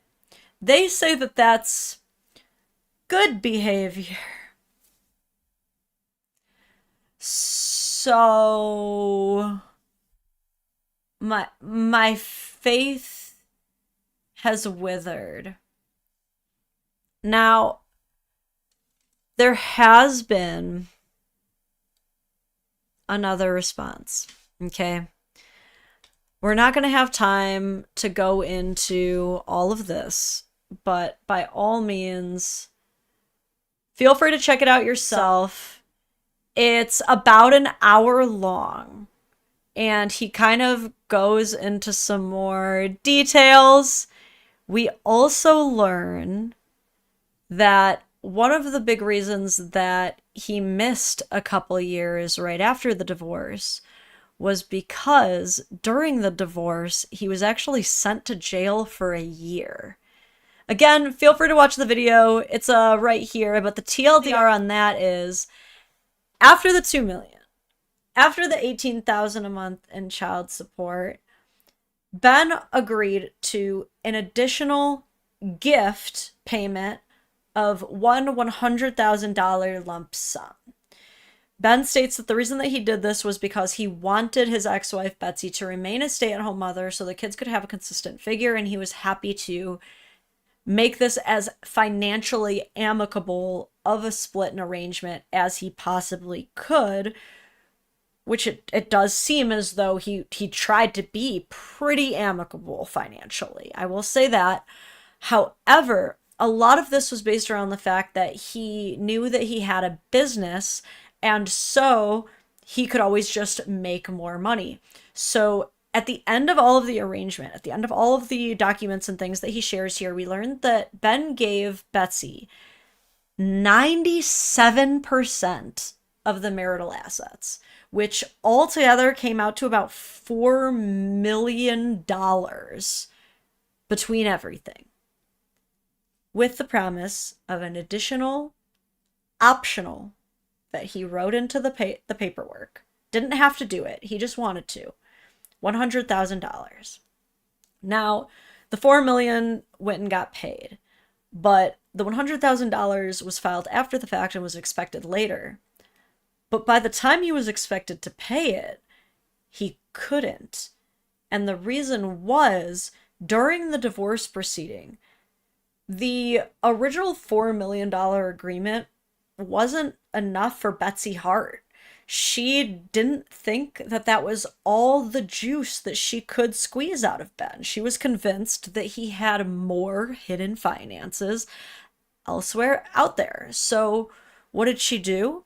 She subpoenaed every single one of Ben's clients in his business in order to legally grill them on if they knew where Ben could be hiding money. And by effect, because not many people like being pulled into ugly divorce litigation by someone they're doing business with, Ben lost the vast majority of his clients at that time and wasn't actually able to pay that last $100,000. So he goes to trial and he name drops the judge and everything in this video. You get to see her face, all that. The judge says, "When are you going to pay Betsy Hart her $100,000?" He says, "As soon as I can." She asks again, No. What is the exact date that you will be paying Betsy Hart her $100,000? He says again, "I do not have an exact date, just as soon as I can." She doesn't believe him. She asks one final time, "What is the exact date and time that you are going to be paying Betsy Hart her $100,000? And he just said, I don't know what else to tell you. As soon as I can is the best I can give you. So what does she do to help secure Betsy Hart's $100,000 to make sure she really gets it? Sentences Ben to 1 full year in jail. You know how easy it is? You know how much better it is to make money from jail? You know how you'll get that money so much faster from behind bars? He gets into all that and more, but 1 year of jail. I really want you guys to think about this too, because I think a lot of us can relate to the absolute emotional pain and devastation that Betsy must have felt when she was the one being divorced. To have your husband, the father of your 4 children, leave you for some other woman has got to be one of the most devastating things imaginable. It's truly, I think, probably a lot of women's biggest fear. That being said, you objectively received one of the greatest, most beautiful and glorious divorce settlements of American family court history. Okay?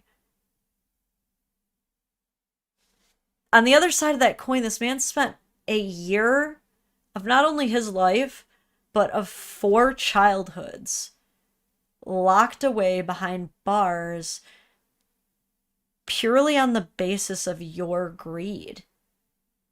You could have easily filed to say, I'll take the $100,000 in payments over time. You can just lump it in with the alimony and child support. But due to her greed and her refusal to believe that $4 million was all she could get, she chose depriving her 4 children of their father's active and consistent presence for an entire year, for 4 whole seasons. That's not something I could easily get past either. And yet, as soon as he got out, what did he do? He not only got a place as close to you as he could, but he pretty much chased you around, didn't he? I mean, wherever your mom went, he went too. He never stopped showing up. It might not have been as consistent as your mom, but he never stopped showing up. He never stopped offering financial advice. And or not financial advice, but he never stopped paying for things, obviously. And he has the receipts to prove that. And after that last podcast video, look, I could see how a daughter and a father might have a strained relationship due to political differences, right? Especially these last couple of presidencies. There's been a lot to take to task and a lot of differing opinions, and I can see how those would be some touchy subjects for a lot of people. But it's not lost on me that Madi didn't bring up Trump or Republicans or right-leaning media once in her original video. The original video was, my dad abandoned me to become a breakdancing star and never paid for my medical bills. And whether you love Ben or hate Ben, I think we can agree that every single one of those things is not true. And despite her many attempts... So if you really want to get back at your ex, go after this. Thank you, Viennery. I mean, yeah, again, this woman wrote the book on how to alienate your kids and ruin your ex's life. So if you ever want some pro advice, for sure buy Betsy Hart's book. Absolutely. Absolutely do that. But I mean, he was able to prove point for point that all of those things that she said are not true in any way. And I'm just failing to, despite her best attempts to explain herself, come up with a reason for why that was okay to do. To her best of credits, you know, maybe she holds some resentment toward her dad for not being there maybe as much as he should. To my most charitable of interpretations, I can certainly see someone holding on to that. It can be so hard to grow up and see your dad move out, especially with some other woman. You know, it can feel almost like they're choosing someone else over you. And if you're even remotely feeling that way, and you know, you have a mom who's telling you that that's the case. Your dad abandoned us for some other woman. She cares about this other woman more than you. That can be such a poison that you end up drinking, and it just stays in your gut, and it causes this lifelong damage. And I can understand a lot of pain that Madi likely feels. Doesn't explain the bold-faced lies, though. And I think at this point, she's just in so deep.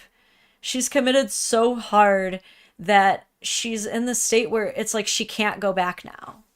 She can't step away from this narrative because it's been her whole life developing. She's taken it so far that for her to actually step back and go, wait, why did I feel so comfortable telling those lies? Why did I take such a gross exaggeration and present it as my reality? And who taught me to do that? For her to actually step back and ask those questions, it's facing that reality, taking the accountability at this point is going to hurt so much more. It's so much easier to just keep the mask on and to keep up the illusion, no matter how many mental gymnastics it takes or manipulative tactics to get away from it. Because the truth of saying, maybe I experienced parental alienation, maybe I got gaslit and believed so much of a poisonous, exaggerated version of the truth that it's caused me to lash out in all of the wrong ways. And I think the fear of how that's going to damage her relationship with her mother, with her siblings, what it means for her relationship with her dad, having to admit she was wrong at all, is just the final tap move Maddie's just never gonna learn, you know? I just think it's that last leg that I don't really see her stepping out to take anytime soon, sadly. And again, the information's all out there. Maybe Maddie will make another video. Maybe there will be some follow-up. But I often say this when it comes to these cases and providing this evidence is, with people like Madi, if they actually had something, we would see it. With these people, when they truly, really, actually have the ammunition, the stuff behind what they're talking about, they make damn sure we see it. And it's been since February, and I have not seen a single receipt in Maddie's favor of events. It's just been a lot of gabbing and a lot of wild, unhinged stories about her exes, aka men who might have given her the time of day once. So from here, I kind of leave it in your hands. It's up to you to take what you will from this situation and believe what you will. But my ultimate hope I gotta watch out with these. It keeps interrupting my monologues. Lauren, you're the GOAT. Lauren for president. Thank you, Eli. Now back to my dramatic closing monologue as I punch myself in the head. No, but really, one of my ultimate hopes from covering this topic today and giving you all my perspective on it. I know a million other commentators are talking about this right now, but I just want you guys to walk away from this with a lot more of an understanding of the realities of parental alienation, because this is a real-time, developing, living specimen, a historic archive of the results of parental alienation, the true awful outcomes of family court. And even though I talk about a lot of different things, at the end of the day, the biggest point of my channel is for equal shared parenting advocacy. The presumption of just 50-50 shared parenting and more protections in the family court that will make relationships between their children and parents more about simple things like, can you provide a roof over their head? Are you going to their things? Do you know what's going on? Are you simply fit and active, instead of proving the other person is unfit, seeing how much money you can get, making it as highly contentious as possible, sending people to jail just for not paying child support when the average American is $100,000 in debt as is. It's lunacy. And this is just one of many, many, many cases just like this that require a huge overhaul in the family court system. So if you ever see it on your bills, if you ever get a chance to talk to any of your local government representatives, legislators, ask the simple question, how do you feel about equal shared parenting? Strike up that conversation. You know, don't let this stuff just kind of fly under the radar, because this is preventable. Situations like these are preventable, really and truly. We don't need to have such a fatherlessness epidemic. If we can just support equal shared parenting and put a stop to parental alienation, we are going to have a way, way healthier, less toxically unhinged generation of children.